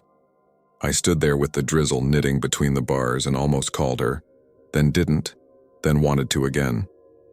On impulse, I looked down at my hand, at the little wiry hair on the back of it, at the rain beating there. I pressed my palm to the iron and felt warmth that did not belong to a cold morning. I breathed in and tasted copper. I locked my mouth around the taste and stepped back. I didn't reach through. I didn't open anything. I did not fix what I could not understand. I put the ring of keys back in my pocket, and I turned my mag light off for one breath and then on again like a man checking the world was still there. The air smelled clean for one instant like stone and wet moss, and then the vinegar metal slid back under it, faint, like a jar lid sealed in place. I walked down to the watch house and wrote nothing in the ledger because sometimes you learn that writing a name makes it come when you say it. At dawn, I locked the main gate and put my hand on the chill bar. When I let go, my fingers were clean. On the far hill, the cage sat like a throat around a breath you can't see. When I tell it now, I say it straight. The grave has a cage built to keep something in. The iron flakes from the inside no matter who paints it. The lock goes hot when you stand where you shouldn't. The smell finds you if you think its name. Some nights you get a key in your hand that should not exist and you think opening would be an answer. It isn't. The answer is weight. Weight on a chain. Weight of a story that sits on a hill and wants to be let out of its words. When I wake these days, I smell pennies and vinegar only faintly like the memory of a taste. And in the second before I open my eyes, I hear the soft, dry sound of metal under rain. Then it stops, and the room is only air. And I listen for it and do not hear it, and the silence has that high, bright edge that makes you think of a jar lid sealing with a click.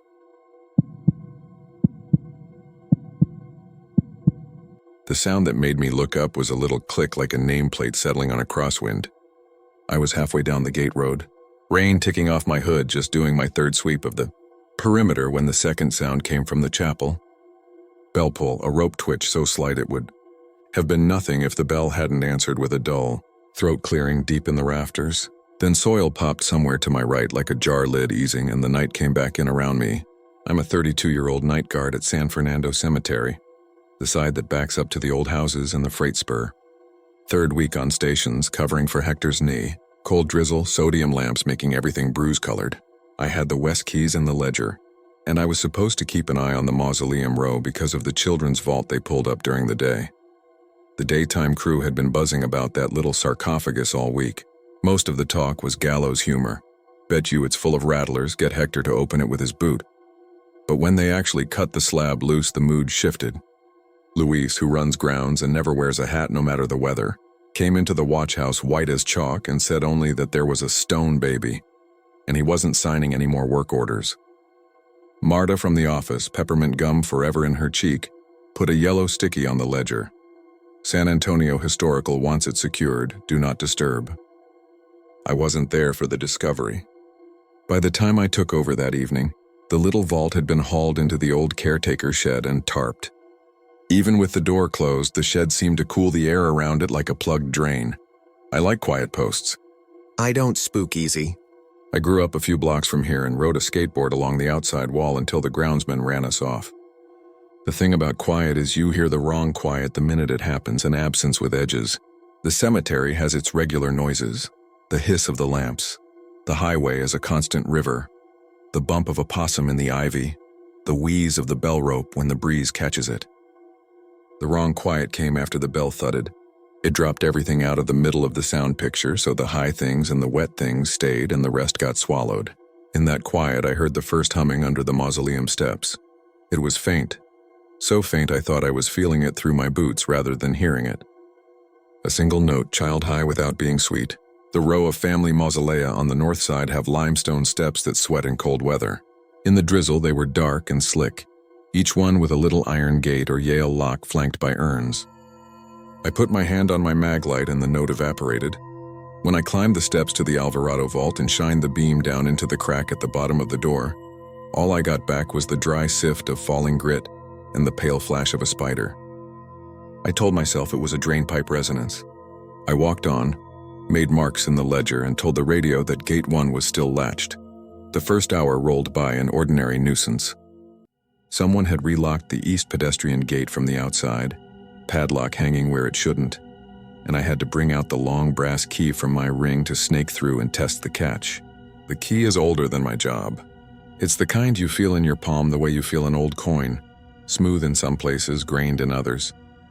The Narvaez plot was mislogged, the index number chalked on the inside of the cover instead of on the spine. I fixed it with a pencil from my breast pocket. The chapel wick wouldn't take the flame and kept tunneling along the wax, so I left it dark and made a note for Marta with a little box to tick. A family had brought plastic flowers in a shopping bag and abandoned the bag under a live oak. and I tucked it into the Fiskar's bin near the watch house to keep raccoons from nosing it into the road. Hector limped in around 9 with a carton of coffee and a pack of cigarettes he doesn't smoke but always carries. He's 60, still thick through the shoulders the way men get from lifting wet concrete.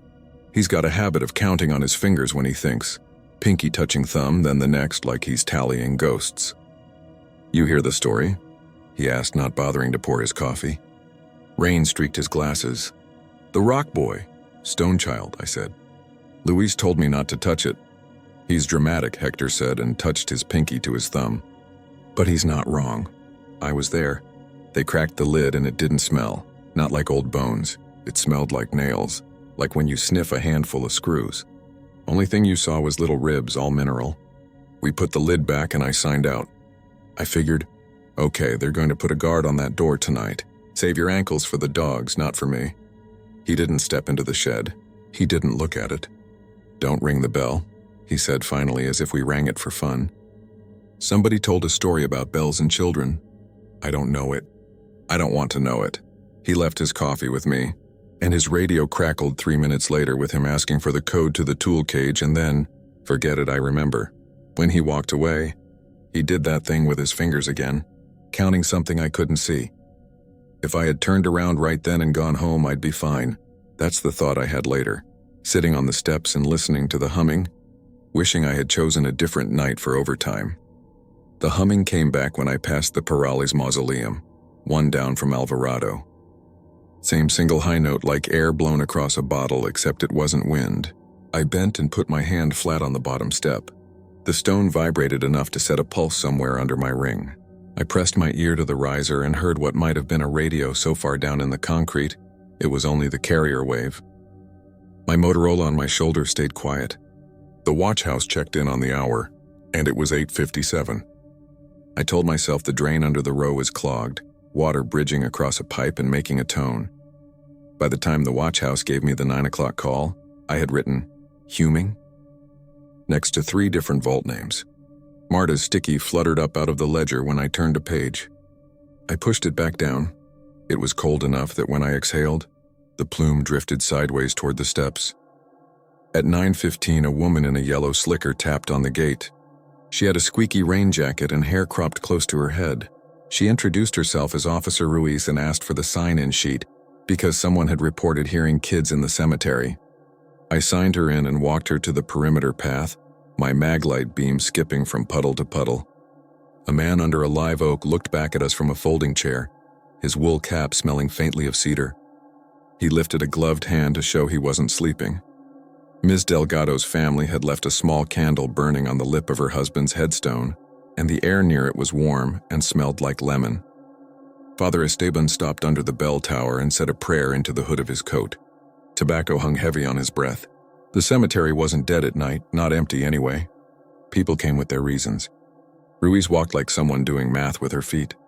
When I told her about the humming, she said, "Underground lines. City does weird things with utilities." She shone her light into the crack under Perales and said, "If there are kids, they're smaller and braver than I was." She checked out at 9:40, leaving damp boot prints on the mat. I made it through the 10 o'clock round not quite okay. I don't want to write myself as a hero. I'm not. I started talking to myself under my breath, the way you do when you need a voice to pile sound back into a hole. I read names aloud. Laura Ortiz Galvan. I said dates, 2 October 12s in a row, then chided myself for making patterns where there weren't any. The wick in the chapel lamp let out a sound like a hair being pulled and died again. I made the note box for Marta larger, probably a petty rebellion. I stopped by the caretaker shed and set my keys on the workbench to catch them before they slid. There was that smell again, not rot, not oil, more like a handful of pennies dipped in vinegar. The tarp whispered as rain ticked on it. I put my palm over the brass key and the metal felt warm. At 11, the humming got teeth. It changed from a single note to a thin, whining chord. It tunneled into my jaw and made my molars ache. Standing over the steps, I thought of a dentist's office and a toy guitar tuned too high. I pressed my hand to the riser and felt the vibration slow as if whatever made it were listening back.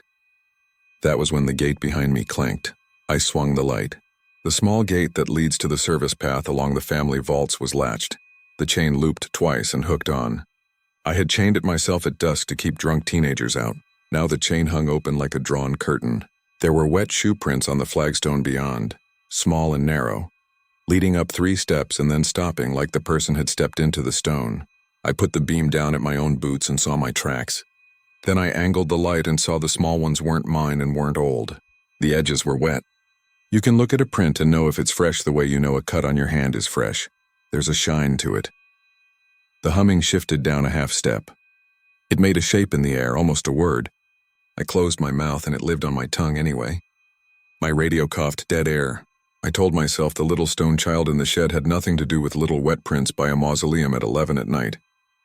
I told myself 100 things while I followed the prints up 2 more steps. At the gate of the Sanchez vault, a Yale lock hung with its keyhole turned down, rain threading the keyway. The prints faded before the threshold. I put my hand on the brass lock and my hand came away cold as if I had touched ice that had thought about fire. The humming climbed. The choice that got me was simple. I could wake Luis, who hates being woken. I could call Ruiz and have her come back with more officers and piss off everyone on the night, including the woman in the folding chair. Or I could use the old brass key and see if the sound was some stupid trick of pressure. The ledger said the Sanchez vault key was in the set marked North Vaults, which hung on the same ring as the gate key. The shape of that old brass key in my palm decided for me more than anything. It's a comfort, a thing you can hold up and say, "This is my tool and I am allowed to use it." I told the radio I was doing a maintenance check on a lock. No one answered. The mag light in my teeth made my jaw rattle. The key slid into the Yale and stopped, then eased past the grit with a soft clink. I turned, the sound cut out, silence fell so fast I staggered. It was like stepping out of a vibrating room. For a second, with the chain of the gate in my elbow and the brass head of the key under my thumb, I tasted metal on my tongue. I pushed the door an inch. Cold air unfurled like dry ice. My beam made a thick chalk line in the chamber, carving out niches and white marble faces. Names drifted past like fish. There was a whisper from the back, not a voice, more like a shoe sliding on grit. I put 1 foot over the threshold. The drizzle had slowed and drops ticked in the street as if they were in another city. I said my name out loud in the exact voice I use when I enter a room at home in case my sister's kid is playing hide and seek. A child's laugh answered me. It wasn't funny. It was the sound an adult makes when a child tells a joke and the adult wants to keep the child talking. I froze with my heel over the second step. The laugh came from under the floor. The humming rose through the stone, faint, the same note as before. I took my foot back out, closed the door, and relocked it with hands that didn't feel attached to me. The key came out clean. When I looked down, water beaded on the back of my glove as neatly as if someone had spit on it. I didn't go back to the shed then. I cut a path along the perimeter, hit the watch house, and flipped the heater on. The clock over the coffee machine ticked off a minute where my heart could climb back down out of my throat. The security camera monitor showed nothing I could interpret. Soft blobs of light, a halo on the bell tower. I thought about calling Marta at home because she believes every bad thing is a form you can fill out. Then I thought about Luis's face when he came in from the stone child and said he was done. The thing with being alone is that if you move quickly, you can outrun your imagination. I took the keys and the maglite and the ledger and I went back out at 11:40. Because if I waited until midnight, I would never leave the watch house again. This is where everything starts to stack on itself. Beats too close to separate. I saw the bag I'd stowed flutter out of the Fiskar's bin with nobody near it. The chapel lamp guttered and caught, then snuffed. The gate at the service path I had relocked hung open again, chain on the flagstone like a comma. The humming didn't wait for me this time. It ran out along the row ahead of me, vault to vault. A vibration that made the air ripply around my eyes. On the third set of steps, I met Officer Ruiz coming the other way, her radio held between 2 fingers like she was pinching a wasp. "Got a call," she said. Kid laughing. "Not your voice?" "No kids," I said, and wanted very badly to be a liar. We moved together down the steps. The drizzle sprayed our faces. The air smelled like the inside of a coin jar. We reached the small side door of the caretaker's shed at the same time as the humming slid into a cord so wide and thin it erased the pressure in my ears. Ruiz's hand went to the back of her neck. "Static," she said, as if that explained it. The shed's Yale lock looked old and clean. The brass key waited on my ring like it had all along.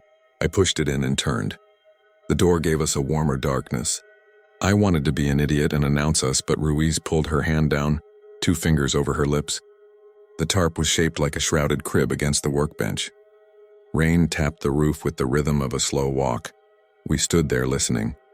Maybe 30 seconds passed. In the 31st second, something under the tarp laughed. It was soft and precise, the way a recording is precise. It wasn't sweet. I can't explain this without sounding cruel, but even if the laugh had belonged to a living child, it would have been wrong here. It had the exact cadence of something copied and replayed until it wore thin. The humming rose under our feet until I felt it blur the bones in my ankles. Ruiz took a step toward the tarp, then another step back as if she had run up against a leash. She tilted her head and I realized she was listening not just to the tarp but to the steps outside. The sound came up through the limestone like breath. I did the worst thing I could have done. I took the corner of the tarp between 2 fingers and folded it back. The little sarcophagus sat there with water beads gathering along its carved faces. Whoever made it had done a strange, tender job. The children's mouths were open as if they were all singing, and their eyes looked slightly to the side, not at you. The lid was cracked from earlier, the seam white and gritty. The smell that came up was that vinegar metal, stronger now, enough to make a sting in my eyes. Ruiz said my name without meaning to. I put both hands on the lid and heard a dry shuffle from the crack, like the slide of sand in a bottle. The humming budding from the floor hit a resonance with the stone box that made my teeth sing. "I need you to stop," Ruiz said. She lifted her radio, but it was already hissing, and the hiss had the same pitch as the hum. Do not lift that." "I'm not," I said, and then something under the lid tugged. I felt it in my fingers as a shift, the way you feel someone take hold of a blanket you're holding. Not strong enough to move it, just a claim. My hands heated like I had put them near a heating vent. When I let go, the heat didn't leave. It burned in my palms as a memory of warmth.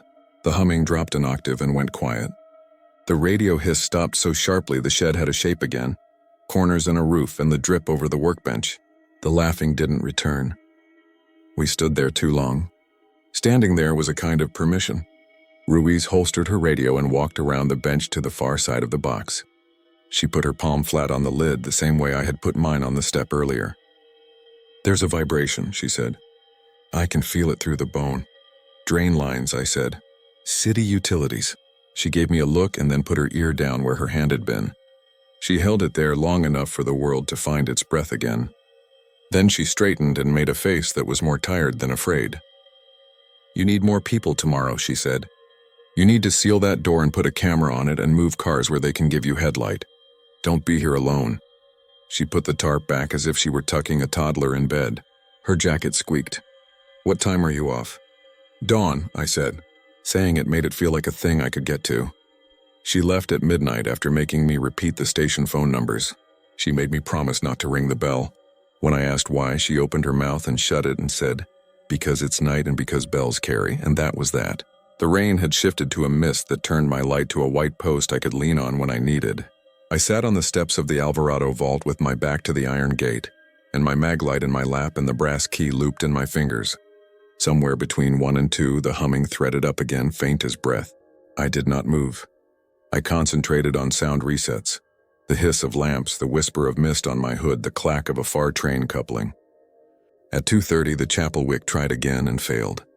I made a note on the ledger and tore out the page and started another because the first note looked too shaky. At 3, the gate at the service path squealed. I didn't look. I kept my eyes on the puddle in the low part of the path where a leaf had settled and made rings. Little footfalls pattered past, not on stone, but in it, the way you feel someone thumping through a floor below you. I breathed like I was trying not to fog up the inside of a mask. The humming rose enough to make the iron behind my back tick and pang like cooling stovepipe. There is a point where fear and patience are the same thing, and I learned where that point was by not moving. The thing that finally made me get up wasn't a sound. It was the brass key warming again in my hand. It went from body temperature to a little warmer than that, and there was a sudden pressing inside my teeth, a sense that something wanted to answer something. The bell rope in the chapel swayed just then. No wind, no hand. The rope's frayed end brushed the floor. The bell did not ring. If it had, I think I would have run. The idea that it might ring a certain number of times had laid itself across my head like a damp cloth. 3 slow tugs. It was nowhere in my training, nowhere on the checklist. but it owned me. I walked in a slow, stubborn line to the chapel, swinging the light across the pews, across the small table where families leave notes in a wooden box. I put my hand on the wick I had been wrestling all night, and it took the flame. It burned small and clear and steady. The humming slackened. I stood there longer than I should have, as if keeping that flame alive made me useful. Then I went back to the steps and sat down. Between 4 and 5, I dozed with my chin on my chest, and I dreamed that someone with clean, cool hands took my right hand and folded my fingers around a smaller hand that was made of stone but could move. In the dream, the stone hand squeezed. I woke with my own hand clawed around the brass key so hard my palm had the pattern of it pressed into the skin. I don't know how to write the last hour without sounding like I'm building it. I'm not. The dawn here is more a bluing up than a sunrise, because the lamps stay on until full light. The freight spur runs a last set, a quick clatter, and then there's a softening as the birds wake. I stood at the top of the mausoleum steps and watched the sky think about color. The humming was still there, faint to the point that if I turned in certain positions, it left. I turned my head to make it leave. A figure moved on the perimeter path, slow and careful, hands in pockets like he was counting something. Louis stops when he sees me sitting on a family's steps. He never says good morning as an exclamation, only as a line item. Morning, he said. Cold. Cold, I said back. He stepped up one step, then another, not looking at me. He took the brass key out of my hand without asking and turned it in his fingers. He's got that habit of not looking at things when he already knows what they are. I told you not to touch it, he said, and I waited for the lecture. It didn't come. Instead, he held the key up near his ear like he was listening to a seashell. When I was a kid, he said, my mama said never ring a bell at night here. She said that in the old days they ran ropes down to the caskets because people got buried asleep, and they tied the rope to a bell. And if the bell rang, you had to dig with your hands. He put the key back in my palm, not unkind. We found a rope when we were digging today. It was cut. No bell, just the end. I didn't tell you because you sleep here and it's useless knowledge. Now I'm telling you because maybe it's not. I don't know if he believed anything more than the effort of daylight. He went about his morning as if there weren't a stone child under a tarp in our shed and footsteps in the limestone. He waved to Ms. Delgado's daughter and took off his hat to Father Esteban and limped to the Fiskar's bin to fish out the plastic bag. He did it all like a man with a list. The lamps snapped off one by one with a little elastic sound. The mist gave up. We walked to the shed together. He held the door as if it were heavy. The tarp lay exactly as Ruiz had tucked it. The smell came up like hardware in a jar. Luis put his hand on the lid the way I had, the way the officer had, and closed his eyes. He removed his hand and looked at his palm, then at mine. He made a small, irritated noise at the welt the key had pressed there, the perfect oval and teeth of it, as if my skin had wasted paper by copying the shape. This is a church problem, he said. This is a paper problem. This is not your problem tonight. He put the tarp back down with exact corners. Go home. I left through the gate road, legs wooden, the ledger under my arm, the brass key print cooling off in my palm. The bell rope hung still. The humming, if it was there, lived in my head as a quiet buzz, the way the world sounds after a concert when you take your earplugs out. I could blame it on the heater fan, the radio, the city. The soda machine in the watch house kicked on. Marta came in, knocking her umbrella on the threshold the way she always does. Peppermint bursting up like a clean note. She looked at my face and didn't ask the question she wanted. She held out a sticky with a new box to tick. I took it. My hand left a faint gray smudge on the paper where the brass print had been. When I stepped back onto the gate road to give the walker the sidewalk, he looked up and said, "Morning," in a voice I didn't recognize. He was no one I knew. The live oaks dripped. The sun couldn't get its shoulder over the horizon yet, but the sky was on its way to a pale. I heard children then, not laughing exactly, humming. It came from the direction of the mausoleum steps, a faint thread under the heel thuds of the grounds crew, so soft I could have made it up. I told myself I wouldn't look. I told myself if I looked and saw water where there was no water, or a footprint where there should be none, I would quit like the last groundskeeper did. My mouth tasted like copper. I kept walking as the day took over, and because I kept walking, the sound stayed behind me. The last thing I heard before the gate clanged closed was the bell rope twitch against the doorframe. 3 slow tugs so soft they could have been the wind, or something under the steps trying for a voice.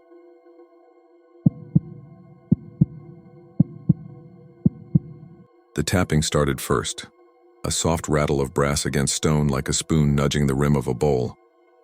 Then the hum rose under the chapel steps, low and steady, the kind of sound you feel through your boots before you realize you're hearing it. A windless drizzle hissed against the headstones, sodium lamps turning the raindrops the color of weak tea. I reached for the brass key in my pocket and felt it slip in my damp glove. The plaque on the door shivered again, the nameplate knocking twice, then once, as if someone on the other side wanted the sequence to mean something. I'm a 34-year-old night caretaker at Charter Street Cemetery in Salem, Massachusetts, and 3 days ago I agreed to babysit an overnight restoration team for the church's newly unearthed vault. The paper was calling it the Mirror Vault. The theory, according to the conservator, was that some 19th century believers thought lining a crypt in mirrors could reflect the soul back to heaven. I didn't argue theology. My job was to keep the gate roads locked, log movements, answer the occasional tourist who got lost sneaking in for night photos, and make sure contractors didn't die of foolishness on my watch. The team was small. Lena, the lead conservator, chewed cinnamon gum and never took off her knit cap no matter how warm or cold it was. She carried a folded plot map in a zip bag like it was a passport. Burdick, our groundskeeper, had a habit of clearing his throat and tapping his wedding ring against the Yale padlock anytime he was nervous. He'd been here longer than anyone, a man whose jokes never landed and whose keys weighed his belt down to a permanent lean. I had a Motorola radio on my shoulder and a maglite strapped to my thigh. Across the road, the church slouched behind scaffolding. The vault entrance, square limestone, damp and new to the open air, sat tucked in the shadow of the chapel steps. By sentence 5, I'd already decided to hate the vault. We started at dusk. Lena had me sign the ledger she kept, white gloves, initials neat as printing press letters. The rain had been falling since noon, and you could smell vinegar and metal where the water bled the rust out of iron railings. Nightbirds shifted under the yews. Somewhere, a steel leaf blower in a distant yard coughed once and cut out. We relocked the front iron, flicked on the yard lamps, and started down to the limestone door. "It's like an eye," Lena said, "the way it sits here, half-lidded." Burdick cleared his throat and tapped his ring on the lock. "Don't overthink a hole in the ground," he said. "We check the braces, take the photogrammetry, we get out and have cocoa like normal people." The first anomaly was small. In the logbook at the watch house, grave 142 Miriam Peabody was listed as repaired last week. I remembered helping set the new nameplate screw on her slate marker and smoothing the damp soil with a Fiskar's trowel myself. Tonight the entry was crossed out in a different pen, rewritten for today with my initials faked. A bad imitation? I took my glove off and ran a finger under the ink. Dry, old. When I asked Burdick, he frowned through his drizzle-wet lenses and said, "There's no reason that page would have been open." The second oddity was the gate road. I'd just walked it chain in hand when a tourist couple with a tripod came to the iron and waved. I told them to come back in daylight and turn to relock the chain, but it was already relocked. The links threaded the opposite way I do it, the way our day man does it when his wrist is stiff. I don't know why that detail got to me more than the rest, but it did. I undid it and redid it my way, then told myself not to be so particular. When we got to the chapel steps, you could hear the hum for the first time. It rose through the limestone like a note trapped in a bottle. Lena paused, gum gone, and touched the stone with the back of her hand. "You feel that?" "Transformers," Burdick said. "Streetlight bleed." "Streetlights don't live under stairs," she said. We opened the door with my brass key, and for a second everything in the drizzle went quiet, like even the rain leaned in. The vault dropped 6 steps down. I let my maglite play across the interior, and the beam unspooled a dozen versions of us, small and watery, running off into mirrored planes that turned every angle into a corridor. The first thought that took shape was practical. I would need to track reflections as if they were people, or I'd lose track of the actual people. The second thought was the one you push away. The vault showed 3 of us standing at the threshold, but only 2 of us were on the steps. Burdick was still outside, shaking the water off his cap. Get in," Lena said, excitement making her voice higher than usual. "I want a full perimeter before our lenses fog." Inside, my breath coated glass. The air smelled like wet stone and old soap. The walls were backed with something dark, then faced with pieces of mirror held by rust-bitten frames. A quilt of reflections that didn't quite meet. Floor to ceiling, the ceiling was glass too, laid in squares. My boot heels went careful on the drip-slick stairs. After 3 steps, the hum under my feet rose half a pitch and set my teeth on edge. "Do you hear that?" I said. "Probably the pumps," Lena said. "There's groundwater. This was sealed until 2 weeks ago."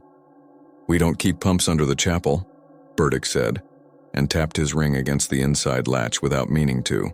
It sounded like a clock running too fast. We started our sweep. I called out markers for the footage. Northeast plane cracked, west plane bowed, ceiling pane with silvering loss. Ordinary, if mirrors in a grave vault can be called ordinary. In the corner near the steps, a metal bell rope ran from a little square door up through the ceiling. It wasn't connected to the chapel's bell now, the line likely severed when they poured the later stairs. But the rope remained, taut and faintly damp, fraying where old hands had used it. The sight of it tightened something in my chest. You can build a life around the tools you trust. A rope like that used to mean a call for help could reach daylight. We worked until full dark. At 15% of my life with this vault, I'm guessing now it hummed again, stronger in a way that made Lena take her knit cap off for the first time. The reflections did a thing I still can't explain. Every surface showed us at different beats. In one, I was already turning my head, while in the next, I was still looking down. A tiny fraction of a second, like a dozen cameras never perfectly synced. You can explain that with slow glass, with the way moisture and old backing warp reflection, sure. You can. But it looked like stuttered memory, each surface remembering a slightly different version of us. Burdick swore softly. "I don't like tricks." Lena exhaled a cinnamon ghost and smiled, but I'd seen the way her hand stayed still. "Nothing's tricking you. Keep logging." We had names from the yard that belonged to people tied to this vault. Small plates along the baseboard carried them. Ezekiel Paris, slate sunken 2 inches out on the grass, ribbed lichen like frost across his name. Anne Brattle, rose-carved sandstone, the petals smoothed down to thumbprints. Switlow, marble eaten by acid rain until his dates were a rumor. Someone had intended a chapel vault for a few families, then turned it into an idea. Around a third of the way through the night, the lock on the limestone door clicked. I felt it more than heard it, the way a house tells you someone just came home. I spun, beam flat to the door. The Yale was hanging open, but the tongue had slid out to rest. You need a hand to do that. My hand was here. Lena's were on the plot map, steady. Burdick's were in his pockets. I stepped up, set the tongue back, and relocked. I told myself the rain had swollen something and moved the bolt. At 40% of the night, the hum rose again. My molars felt like they were singing. The reflections did their stutter, and for one beat, all of them were empty. I mean, every wall, every square of ceiling. Cleared the 3 of us out and stared back with 100 black rectangles. The only shape was a smear in the lower left plane, as if someone had dragged their thumb down it. It was gone in the next blink, and we were back, all our angles marching in error. Lena's gum clamped. She held the plot map to her chest like you hold a child on a bus that lurches. No one laughed. Procedural things began to tangle. The watch house light switched off on its own. The gate road to the east looked dry under the lamp, though drizzle still hissed in the grass. The lantern in the chapel, an old visitation lamp we sometimes light for tours, wouldn't stay lit more than a minute at a time. I trimmed the wick until it was a comma, then a dot. Each time the flame made a tiny sound and sighed into smoke. On the western perimeter, a name repeated twice on 2 different stones that were supposed to be cousins. Agnes D. Mulrooney, both worn smooth around the eyes of her dates. I knew the plot map, and this pair had never lived together here. I checked the ledger. The page that had been faked with my initials was now clean, as if it knew I'd challenged it. None of these would make a strong story if told alone. Together they have the weight of a wet coat that never dries. We took a warm-up in the watch house with a thermos of coffee that steamed like breath. The sodium lights made the steaming cup look like a street trick. I logged our position, checked the Motorola to make sure dispatch could hear us. I called a radio check for fun because silence felt like the wrong conversation. Station 1 to base, check. A pause, then our dispatcher Ramos, with his habit of tapping the mic and saying each word like he was pinning it to a board. "I hear you. Keep safe." I wanted to invite his voice inside the vault with us and set it in a corner as company, but radios are fickle in old walls. I clipped mine back to my shoulder and felt the pull like a reminder to stand up straight. By midnight, drizzle soaked us down to our collars. The cemetery creates its own weather. The yews and fences hold your breath. I could name the stones that change the air just walking past them. The toddler's lamb that always smells faintly of milkweed in summer. The brick-walled family plot that warms around sunset even in March. Tonight, those same places tasted like the inside of a battery. I wrote vinegar metal in my log and drew a line to the vault steps without thinking. We went back in. The brass key turned in the lock with a feel like untying a knot in wet rope. Inside, the ceiling mirrors filmed over, then cleared in slow sheets where our warm air met cold. In the stutter of our reflections, one set of us lagged a full beat. I watched that version of me watch the bell rope. Watching myself be less brave than myself is a particular way to feel small. I don't know how to relay the next part without sounding like I'm trying to make it fancy. We were all in one place. There were no others in the cemetery. I'd locked the roads. The church was empty. Still, the mirrors, every pane from knee-height down, showed a third pair of feet standing between us. Bare. Not a distorted version of our boots. Not some parallax taking my left and right and turning them into someone else's middle. Just pale, wet feet planted with the toes slightly lifted as if the person was waiting to step. Burdick backed into the steps. His ring clicked twice quick on the latch the way you apologize to a thing for touching it. Lena didn't move. She spread her fingers like she'd been waiting years for a reason to be this still. "You're seeing it too," she said. "I'm seeing everything," I said. "Pick which thing you mean." "I mean, we don't have three." The hum climbed out of the floor like a throat clearing. The bell rope trembled. Not a yank. Not even movement you'd draw in a photograph. A twitch you could explain later as a quiver from the door we had opened, or from our own breath. My maglite beam shook in a way I didn't like. Lena set the plot map on the floor, weighting the corners with clamps from her kit. The paper looked like a set table on a bad ferry. She laid out a small mirrored square she had scavenged from a fallen shard, backed with foam. "I want to test angle," she said, more to herself than to us. "If a third is registering due to refraction, a floating mirror should capture or reject it." "Don't make friends with it," Burdick said, and then immediately looked like he regretted the words. He kept his eyes on the lower panes like he was watching a small, mean animal he didn't want to provoke. The next beat arrived as a very normal thing. The light in the watch house flicked back on and shone out the window across the yard. My eye went instinctively to it, because that's what you do when something permissible suddenly permits itself again. In the split second I looked away, the brass key slid out of my damp glove and fell to the floor. It didn't clatter. It landed soft on the plot map and made a B-flat against the mirror square. Somewhere in the angles, the third pair of feet turned and faced mine. Lena said, "Very carefully, do not step." "I wasn't planning to," I said, and didn't recognize my own voice. The hum roped itself around the bell line. The rope moved again, small as if someone on a landing below had brushed it with their sleeve. I hate it when stories pretend to present choices no one would make. I would love to tell you I didn't think about pulling that rope, but I did. The thought came because pulling a rope inside a place built to call upward felt like the only polite thing to do. My head pictured the chapel bell answering, not with a crash, just with 3 slow tugs acknowledging an old agreement. I imagined sound climbing out of the mirrors like smoke. The door latch whispered. I looked up and saw my own face in 100 angles, each one with the mouth a slightly different shape. In one pane, my lips were already forming a word I do not say. In another, my jaw was set in the way I use when I lift a mower. In one, my eyes were closed like I was listening to a message.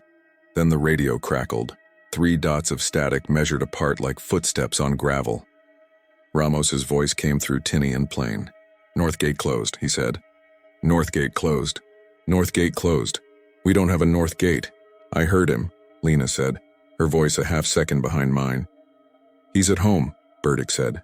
"He's not near a radio now. He parks his set at the desk at night and goes to his kids."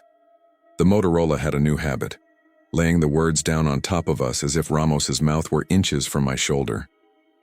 North gate closed. The vault smelled suddenly like we'd opened a box of old bandages. The bell rope tilted. I reached for it anyway because habits are how you stay standing when your legs are shaking. I wrapped my left hand around the frayed hawsers and felt a tacky damp like the rope had wept. My right hand stayed near the maglite, thumb on the rocker. In the mirror directly in front of me, my own hand did not close entirely. A sliver of air remained where my fingers should have met. The third pair of feet took a half step back, weight in the toes. "Don't," Lena said. I'll do it, I said, and didn't know if I meant I wouldn't. The hum swelled, and with it the reflections hardened as if someone had cooled them. I counted to 3 because if a thing is coming, you might as well meet it on a round number. I gave the rope a slow tug as gently as I could, once, twice, 3 times. The rope accepted the motion. The chapel above us did not answer. The mirrors answered. Each wall took those 3 movements and played them back, not in the rope, but in the way our bodies stood, our shoulders lifted. In one pane, I saw a third shoulder respond, a shape too close to mine to be Lena or Burdick. The hum ticked down a notch as if the sound had been satisfied, the way a throat is after water. Something like relief broke in me and washed through the fear without replacing it. That is the worst kind of relief. I let my left hand fall from the rope and reached down to pick up the brass key from the plot map. The key slid away from my glove, scraped the mirror square with a bright squeak, and came to rest exactly where my palm had been in the reflection. My palm was still open. The key rattled the way the nameplate had at the beginning, twice, then once, and the lower panes showed a pair of feet stepping backward into a square of dark that wasn't there a breath before. Back out, I said. Now slow. They didn't argue. We moved like people who have waited too long to leave already. Lena gathered her map and mirror square with a neatness that would have been funny another time. Burdick's ring picked up a steady rhythm on the latch, 3 even clinks like a coded heartbeat. We climbed the steps and came into the drizzle and sodium light, and the air felt thin and loud. My radio spoke in Ramos's voice one last time. North gate closed. Then nothing but rain. We locked the door. The hum stayed under our feet, part of the steps, as if we'd stirred something that slept under mortar. I checked the chain on the iron road again. It was threaded my way. I checked the ledger for the faked entry. It was blank. I lit the chapel lantern one more time. It stayed lit, weak as a goldfish eye. The cemetery dragged its weather back over itself like a blanket. We didn't leave. Not right away. It's a superstition, or maybe just a work habit. After something hard, you do one simple job so you can say you didn't run. I walked the inside perimeter with the mag light. Lena followed, making notes on the plot map, writing names smaller now as if she were trying to keep them inside the lines. Burdick took the steel out of the shed and tried to start it, just for the noise, but it coughed once and quit again. Sensible machine that it was. On our pass near the toddler's lamb, I saw how the wet had purified its white. On the brick-walled plot, the air had found a little heat. On Miriam Peabody's slate, the new nameplate screw caught my light and shone like a polite coin flipped to the sky. At around 5, a grayness that wasn't the lights went through the trees. Dawn is the truest thief. It steals definitions before you're ready to give them up. I felt the vault under my boots even as we kept our distance, a tug the way the ocean calls your calves back. We leaned at the watch house counter and sipped the dregs of coffee with both hands and didn't talk much. The radio stayed dead. In the silence, I could hear that sound again, even away from the steps. The low frequency that sneaks into your blood. When the day crew rattled up the road in the city truck, Ramos was with them, yawning into his sleeve. He tapped the radio on his vest with 2 fingers, his morning habit, then smiled at me like we always meant to meet there. You all look like you watched a bad movie, he said. You were on my shoulder, I told him. He shook his head. I slept like a stone. You should try it. We made our transfers, logged the night, shrugged the rain out of our collars. Lena packed her foam-backed shard in a case like it was a fragile toy. Burdick left his ring quiet for once. I turned my mag light off and let morning be its own lamp. When I put the brass key back on its hook, it caught and wouldn't settle, like it wanted one more nudge. The metal of it felt warmer than my fingers had any right to make it. I walked to the chapel steps one last time before my shift ended. The drizzle had thinned to something like breath. The sodium lamps clicked off with a sequence that always reminds me of slow applause. I stood with my cap in my hands and listened. The city was waking beyond the fence, horns and a bus brake. A couple arguing in the way that means they aren't really angry. Under the steps, very far down where no one goes on purpose, the hum lifted once, then steadied. I reached out and laid my palm on the limestone and felt nothing but cold. I told the stone in my head that the north gate was closed. This seemed like a correct thing to tell a door. I signed out and walked toward the iron, passing Agnes D. Mulrooney twice, her 2 stones equally wet. The lantern in the chapel flickered and held. The toddler's lamb didn't care what names we said around it. At the gate, the chain lay the way I like it, links draped in a pattern I could read with my eyes closed. I looped it through and clicked the lock shut and stepped into the morning like someone stepping out of a photograph. Behind me, the watch house window caught a strip of light and threw me a soft reflection I didn't ask for. In it, for a breath, I thought I saw 3 figures moving the way you do when you're tired and happy to be done. I looked straight and it was only me, a man counting keys. The drizzle tried again. The sodium lamps quieted. Under the chapel steps, if you listened very close and understood that some parts of a place sing when no one asks them to, there was a faint, steady humming, close to the ground like a voice trying to rise.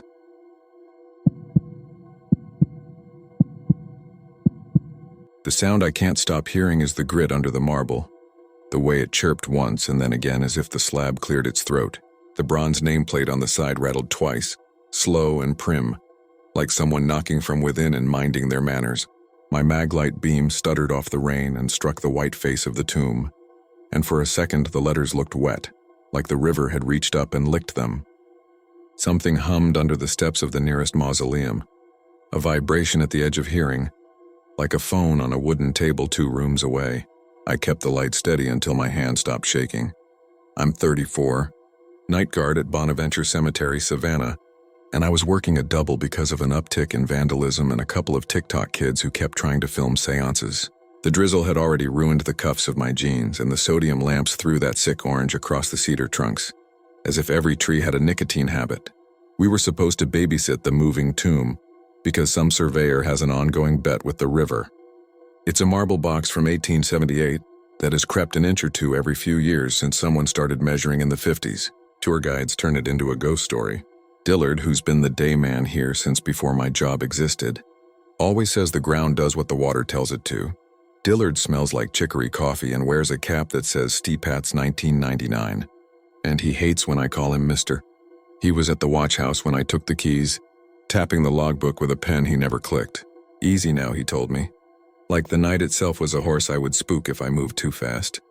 Erin from City Survey came with her case of reflective stakes, a compact flashlight, and that mint gum you can smell 10 feet away. She talks with her hands and keeps her hair in a bun so tight I thought I could hear it creak. We need a clean baseline, she said, because the river's up and if it's going to move, it moves on spring tides. She didn't say what happens when it reaches the bluff's edge. We made our first round at 9. The watch house heater clucked. The Motorola on my belt was quiet except for an occasional static cough. I checked the Yale lock on the east gate, working the brass key into the warded throat until it turned with a polite snap. The key is old, a heavy oval bow stamped 14 with a notch worn so smooth it's like a thumbprint pressed into metal. It's the key you'd put in a story if you wanted people to imagine the weighed-down pocket of a man and the creak of an iron gate in the rain. I kept it in my left jacket pocket because my right hand likes the mag light, and that way the weight balanced and my walk felt normal. First anomaly, the north path chain was relocked from the outside. I had opened it at sunset for a funeral family who was late, and I'd meant to take it down and stow it. Now the chain hung in the rain with a new padlock on the end, bright and dry in a place where everything else was wet. Erin made a note. Could be a neighbor. Dillard on the radio said he hadn't come by. I fiddled the chain off without breaking it, hung it over the post like a scarf. The humming under the mausoleum steps started and stopped in 4-second pulses, so faint that you question your own ears. Erin didn't comment. I didn't either. Second anomaly, the ledger page for burials in section F had a smear where a date should have been. Jolene had written it in the office, big tidy handwriting that looks like a kindergarten teacher's, and she never smears. My thumb came away black with old ink when I checked it. Rain doesn't get into that drawer. I put the page back and wiped my hand on my pants, and when I turned the page again, the smear was narrower, as if it had drawn itself into a line. I closed the ledger and locked the drawer. Some nights you just choose to be stupid in the way that keeps you working. Third, damp footprints on the chapel steps. Not bare, not shoe tread, just an oval shape that could have been a knee printing, and then lifting as if someone had prayed with their whole body. The chapel is locked after dusk with a different key. The Yale in my pocket was for the gates and some of the old crypts. The chapel has a new cylinder and a keypad, because someone stole the candelabra 2 years back. I ran my light across the stained glass and saw my own orange-shadowed face. The drizzle had thickened to a stringy mist that the beam caught like netting. We reached the tomb just shy of 11. Erin had set her stakes earlier at measured distances from the corners, and one exactly aligned with a scribed mark on the base. She squatted and read the tape against her headlamp. "1/4 inch east," she said. But that could be me. I leaned my palm on the marble and felt a cold that wasn't from the rain. The bronze nameplate was pitted in green, the screws I'd heard rattling older than anything I own. The inscription was for a man named L.W. Vaughn, 1839 to 1878, naval carpenter, and for his wife, Mary Ellen, 1846 to 1904. Someone had left a bright fake rose in the little niche at the end. The niche smelled a little like pennies. "Do you ever hear that?" I asked. Erin turned her head. "Hear what?" I nearly said phone, pulse, a bee trapped in wood. Instead I said, "Nothing," and swept the mag light across the ground to keep myself from listening. The drizzle ticked on the lens. At midnight, the radio spat to life with Alvarez, the city security supervisor, coming up to our gate because an alarm tripped on the perimeter fence by the maintenance shed. Alvarez keeps his leather gloves clipped to his belt like a rookie. He says, "Copy that, even when you're not sure what you said."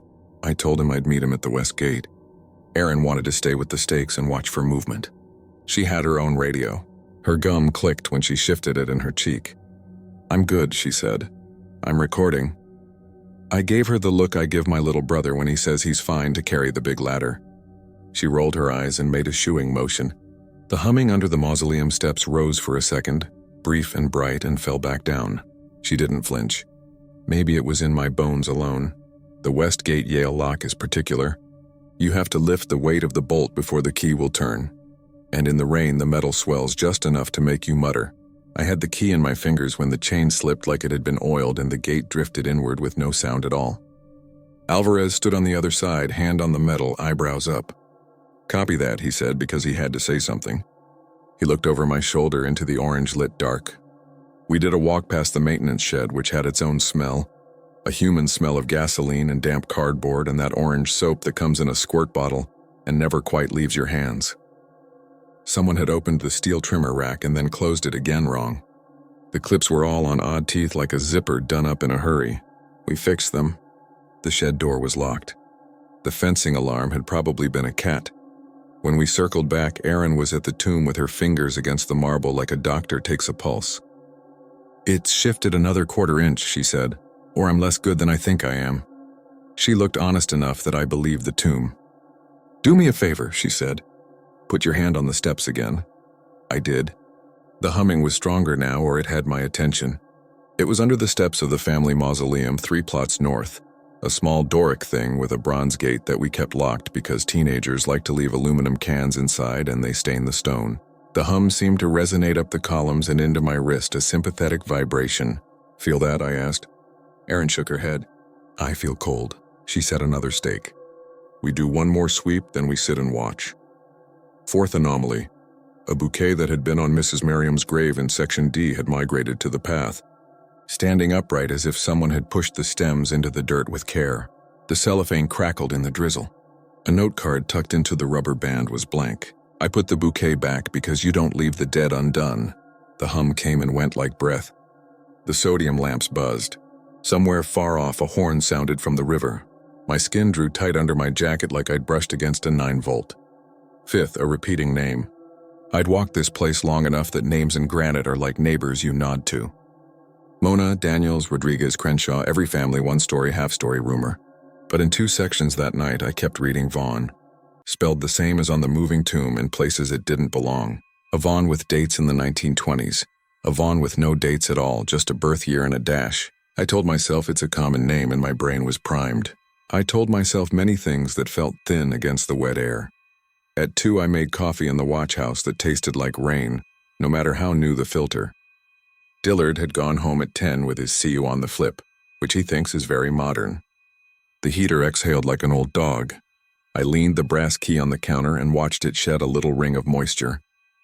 The ledger drawer ticked like something cooling. The radio whispered to nobody. I wrote in the logbook that we had relocked the chain and found the footprints and that the tomb had shifted, as per Erin's measurement. The pen skipped where the paper had a faint ripple. When I went to pick up the key again, it wasn't on the counter. Keys don't walk. You misplace them. You set them on the shelf or drop them in your other pocket or knock them onto the floor. I crouched and checked, then patted each pocket, then lifted the edge of the logbook where they aren't. I checked. The heater vent, I don't know why, and the trash can because you always check the trash before you call someone. The brass key was hanging on a nail by the door, on a loop of twine that didn't exist 15 minutes before. A loop tied with a neat square knot. If Alvarez had walked in, I would have preferred he find me asleep on the chair. I took the key, without the twine, and felt the crusted cold of it press against my glove. The nail was rusty and had been there for years. The twine smelled like damp hay. I should have radioed. Instead, I put the key back in my left pocket and said out loud to an empty room, "Okay." My voice sounded sensible and small. We returned to the tomb. The drizzle had sharpened into needles and then gone back to threads. Erin's headlamp made a tunnel in the damp. "Half inch," she said. "No wind could do that. No college prank." I didn't argue. The top of the bluff here looks out over the river. At night, the city howls are low and patient, mechanical animals breathing. You can smell the water, not the clean kind, but the iron and brackish kind that brings a taste with it like a battery on your tongue. Erin drew a quick sketch in her notebook labeled Stake A, Stake B, V, and Date Time. She put the pencil behind her ear and the gum clicked 3 times like a clock. The hum came again, richer. A sound I could have named if you'd given me 2 more seconds, and then the bronze gate of the Vaughn family mausoleum. 3 plots. North, with its small keyed lock I'd checked at 9, shook on its hinges as if someone inside threw their shoulder against it. We both turned. Erin lifted her light. "Wind," she said, and the word had the shape of a hope. The lock itself was intact. The gate rattled again. I put my palm against it and felt the vibration like a train through stone. My radio crackled, and Alvarez said something that I didn't catch because Erin said, "Listen." And the hum under the steps rose to a clear thrum, a single unwavering note like a throat singing in a room with perfect drywall. I have done this job long enough to know when you open a gate and when you don't. If a family member is inside after hours and panicking, you open it. If a kid is inside after a dare and scared, you open it. If the sound under your hand is an exact tone at a pitch that feels like it knows your teeth, you don't. But something else in me, the part that keeps the lights on when the storm kills the block, says that leaving something unattended is the worst sin. I used the brass key. The Yale turned with that precise old-world resistance, the feeling of a puzzle acknowledging it has been solved before many times. The gate gave inward and the smell of cold, dry stone pushed into the damp. I called out a name that wasn't mine. Vaughn? Because sometimes people answer to the letters carved above their heads even if that's not who they are. The hum thrummed the steps under my soles.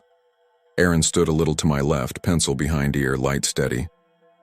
"We shouldn't go in," she said, and then, because she is who she is, added, "We should mark where our feet go." We went in.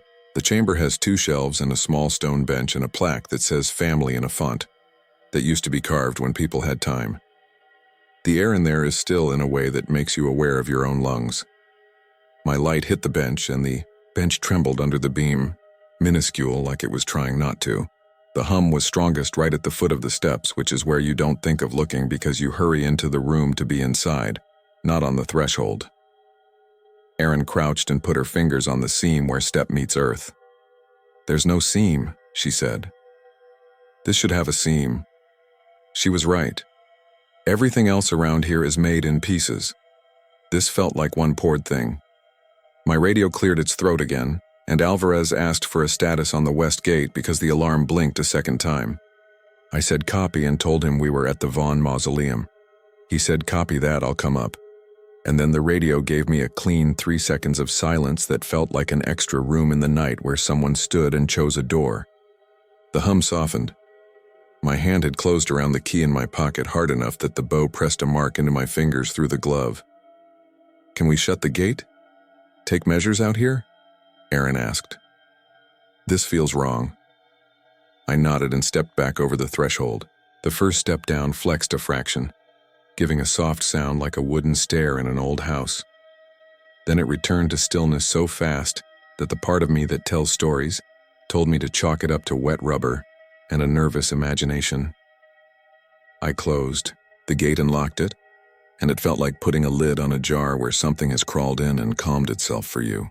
When we returned to the moving tomb, it was 1 inch closer to the river than it had been at 11. Erin measured 4 times. She muttered to herself and then to me. It's migrating in pulses. It's not creep. Her light shone obliquely on the ground where tracks would show if anyone had leveraged or pried or dragged. The mud told us nothing except that rain makes the earth forget. The bronze nameplate clicked once when I touched the edge of it. In my mouth, the taste of metal grew until I wanted to spit and didn't. My teeth felt like they belonged to someone who gritted them more often. Alvarez's flashlight appeared between the stones. He moves with his shoulders held high as if he's keeping his neck dry. Fence alarm again, he said. Nothing there. I hate those boxes. He tapped his own radio like it would confess. You two good? I told him what we had and he said, copy that because it's his ritual. His leather gloves smelled like wet dog. He asked me for the gate key to double-check the east side and held out his hand. In the drizzle, with someone watching, the safe and sane thing is to hand a coworker a piece of brass. I didn't. My fingers wouldn't open. It wasn't a decision I made. I said, I'll walk you. And he didn't push it. We left Erin with her stakes. On the way to the gate, we passed 3 stones in a row with the same date for death, October 23rd, but 3 different years. The sodium light washed the numbers into blankness and then back into clarity as my beam crossed them. I told myself Savannians die when summer finally stops pretending it is autumn. The hum came from under a different set of steps now, low and steady. It was the same note everywhere, like the whole place was tuned to it. The drizzle threaded itself across my cheeks where my hood didn't reach. At the east gate, the Yale refused me. The key went in and would not turn as if the bolt were already thrown and holding. Alvarez frowned and looked up and down the fence line as if a person could sneak in during a conversation. Let me. He took the key and had the same failure. Then I realized the chain wasn't looped through the slats. The gate stood closed, but unharnessed, held by nothing but the meeting of 2 pieces of metal that should have kissed and clung. Alvarez pulled and it swung open without a sound, and when it hit the stop it rang a dull note that answered the hum at my feet. He jumped a little. Copy that, he muttered, which didn't fit, and then he laughed to himself and looked small. Back at the tomb, Erin had moved one of the stakes.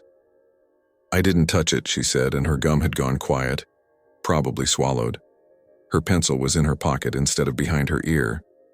It scooted and clipped the stake, and then the stake fell. I watched it. She pointed to her phone in its waterproof case where a low-res video showed a white rectangle in orange light and an angle change of less than a finger width. Real and impossible. The bronze screws on the nameplate were looser now. I could have turned one with my glove if I'd wanted to.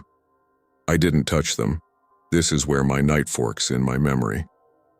In one fork, I call Alvarez back, and we stand 3 men around a box and decide to do nothing until daylight, and for once the day rescues us. In the other fork, the one that happened, a surge of wind from the river lifted the drizzle into a sheet and plastered it into my face, and the hum climbed like someone pressing a key on a harmonium and refused to let go. The tomb slid another inch toward the bluff in a single brave shove and then settled. Erin said, "No, no, no," softly, the way you say it to a child who is about to learn gravity. The river horn sounded again, closer, or I imagined it closer. We had to choose. There is a thing you believe about dead weight, which is that you cannot stop it. There is also the thing you believe about duty, which is that you are supposed to try. I ran for the shed because the steel trimmer is anchored with a strap that will hold back a small car. In the night and the drizzle, the inside of the shed buzzed like a beehive from the fluorescent ballast about to die. I grabbed the strap, a coil of polypropylene, and a Fisker's digging bar because you never know. Alvarez hauled a steel wedge. Erin pulled her stakes. We anchored the strap around the base of the tomb taking care not to cinch too high because if it toppled, we'd be on the news. I looped the strap twice around the trunk of the cedar that had been standing here since before my job existed. The bark had that cold camphor smell that reminds you the tree is also holding its breath. The strap ratchet clicked and clicked until my shoulder hurt. The hum under the steps gained a warble like a second note joining, and I knew then that the sound was not above me or below but through, the whole bluff thrumming like it remembered its soft insides. Aaron called out measurements as if numbers could make a dam. My radio sputtered and then went clear. Dillard's voice, syrup slow, asked, "Easy now?" I told him where we were because no part of me wanted him to be in it, and he said, "Leave it be. Water wants what it wants." The tomb tugged against the strap. The cedar quivered. Alvarez set his wedge against the soil in front of the base and hammered it with a dead-blow mallet. He must have been hiding in his back pocket. The wedge sank an inch and then refused more. My maglite beam cut a long rectangle through the rain.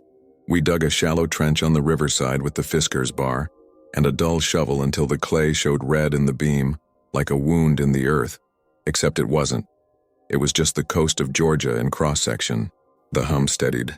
The tomb held for a count of 10, 20, 60. It moved again while I had my head down in the trench and my hand on the strap. The movement is small in measurement and huge in heart. A shove that told me whoever poured this thing in 1878 didn't mean for it to be a boat, but it had learned anyway. The strap sang a low note, the cedar bent. The ratchet yelped one click and my gloves squeaked where they gripped the webbing. Erin's voice hitched and came back flat with focus. "Half inch," she said. 3/4. Alvarez swore and then apologized to the air. The wedge skittered into the trench. The Yale key in my pocket had found the edge of my thigh and carved a crescent you could find later with your fingers. Holding a thing that wants the river is like holding a friend who only pretends to argue with you before getting in the car they meant to get in. It sapped something from my wrists. The hum eased back toward the pitch I could ignore. The strap stopped singing. The tomb sat a while as if catching its breath.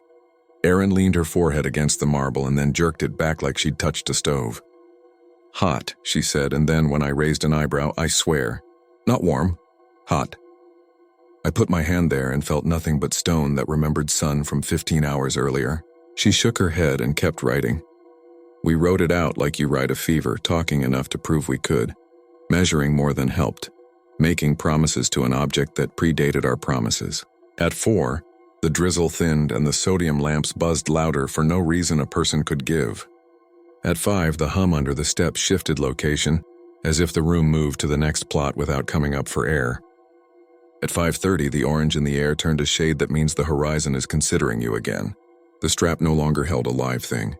It held a stubborn one. Dillard came back just before dawn with his thermos and his old cap and a look that said he had slept because he can. He stood with his hands in his pockets and said nothing for a full minute, just listening to the bluff like it might tell him whether we had done wrong. "You've dressed it like a mule," he said finally, nodding at the strap and poured coffee into the thermos cap. He handed it to Erin first. She cradled it in both hands and didn't drink. Alvarez rubbed his neck and said, "Copy that," to nobody at all. We left the strap. Erin took her last measurement, and it said the tomb had moved 1 inch and 3/4, more than any single night since before anyone wrote it down. She wrote the number carefully like a date on a check. I locked the mausoleum gate again and the Yale turned easily, as if eager to be of use after its mutiny at the east gate. The brass warmed in my palm, or I imagined it did because holding something you've held all night will do that. The river horn called once more in the growing light. A long, steady sound that reminded me of a child learning to hum in church and never quite stopping. We walked back toward the watch house along the path that skirts the bluff. The tide below was lacing the mud with small, bright commas where the light broke. The sky turned that flat good gray you get when the clouds are already tired. Jolene would come in at 8 and smooth the ledger page and write the date, and the office would smell like warm paper and lemon. The day tours would say that the tomb followed the tide because love is heavy, or because promises are heavier. Alvarez peeled off toward the east gate to glare at the alarm box like a dog negotiating with a toaster. Erin lingered beside the mausoleum steps and crouched as if tying a shoe. "Listen now," she said, so soft I thought she was talking to herself. The hum was gone. In its absence, every other sound was bigger. The drip from the cedar tips, the distant slap of water at the banks, the faint tick of the sodium lamp cooling as the daylight challenged it. I pressed my hand to the step and felt nothing but stone, and the way stone convinces you it has always been still. Erin stood and looked out over the river and put her pencil behind her ear, which meant that for her the night was bracketed. Back in the watch house, I placed the brass key on the counter and dried it with a square of brown paper towel that always tears on the first pull. Dillard took the logbook and added a line in his careful hand. Tomb advanced during springtide. Strapped to cedar. Remove later. He underlined remove later because he believes in doing things that could be done now, later. He tapped the pen on the paper once, twice. When I started here, he said to the window, that one was a foot farther back. Folks said it was a foot closer. They always say it was somewhere else. He put the pen down. Easy now.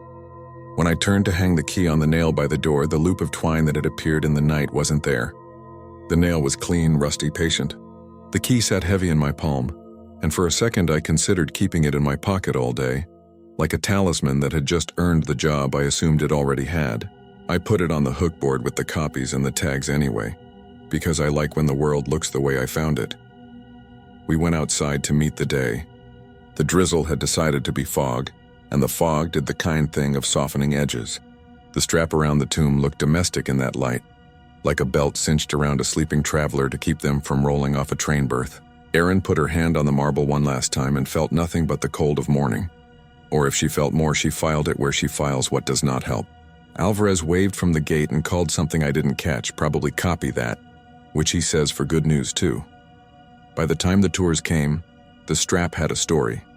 By noon, Jolene had 3 voicemails from people who wanted to volunteer to sit up with the tomb on the next high water. By 2, the alarm had stopped tripping and Alvarez had forgiven the fence.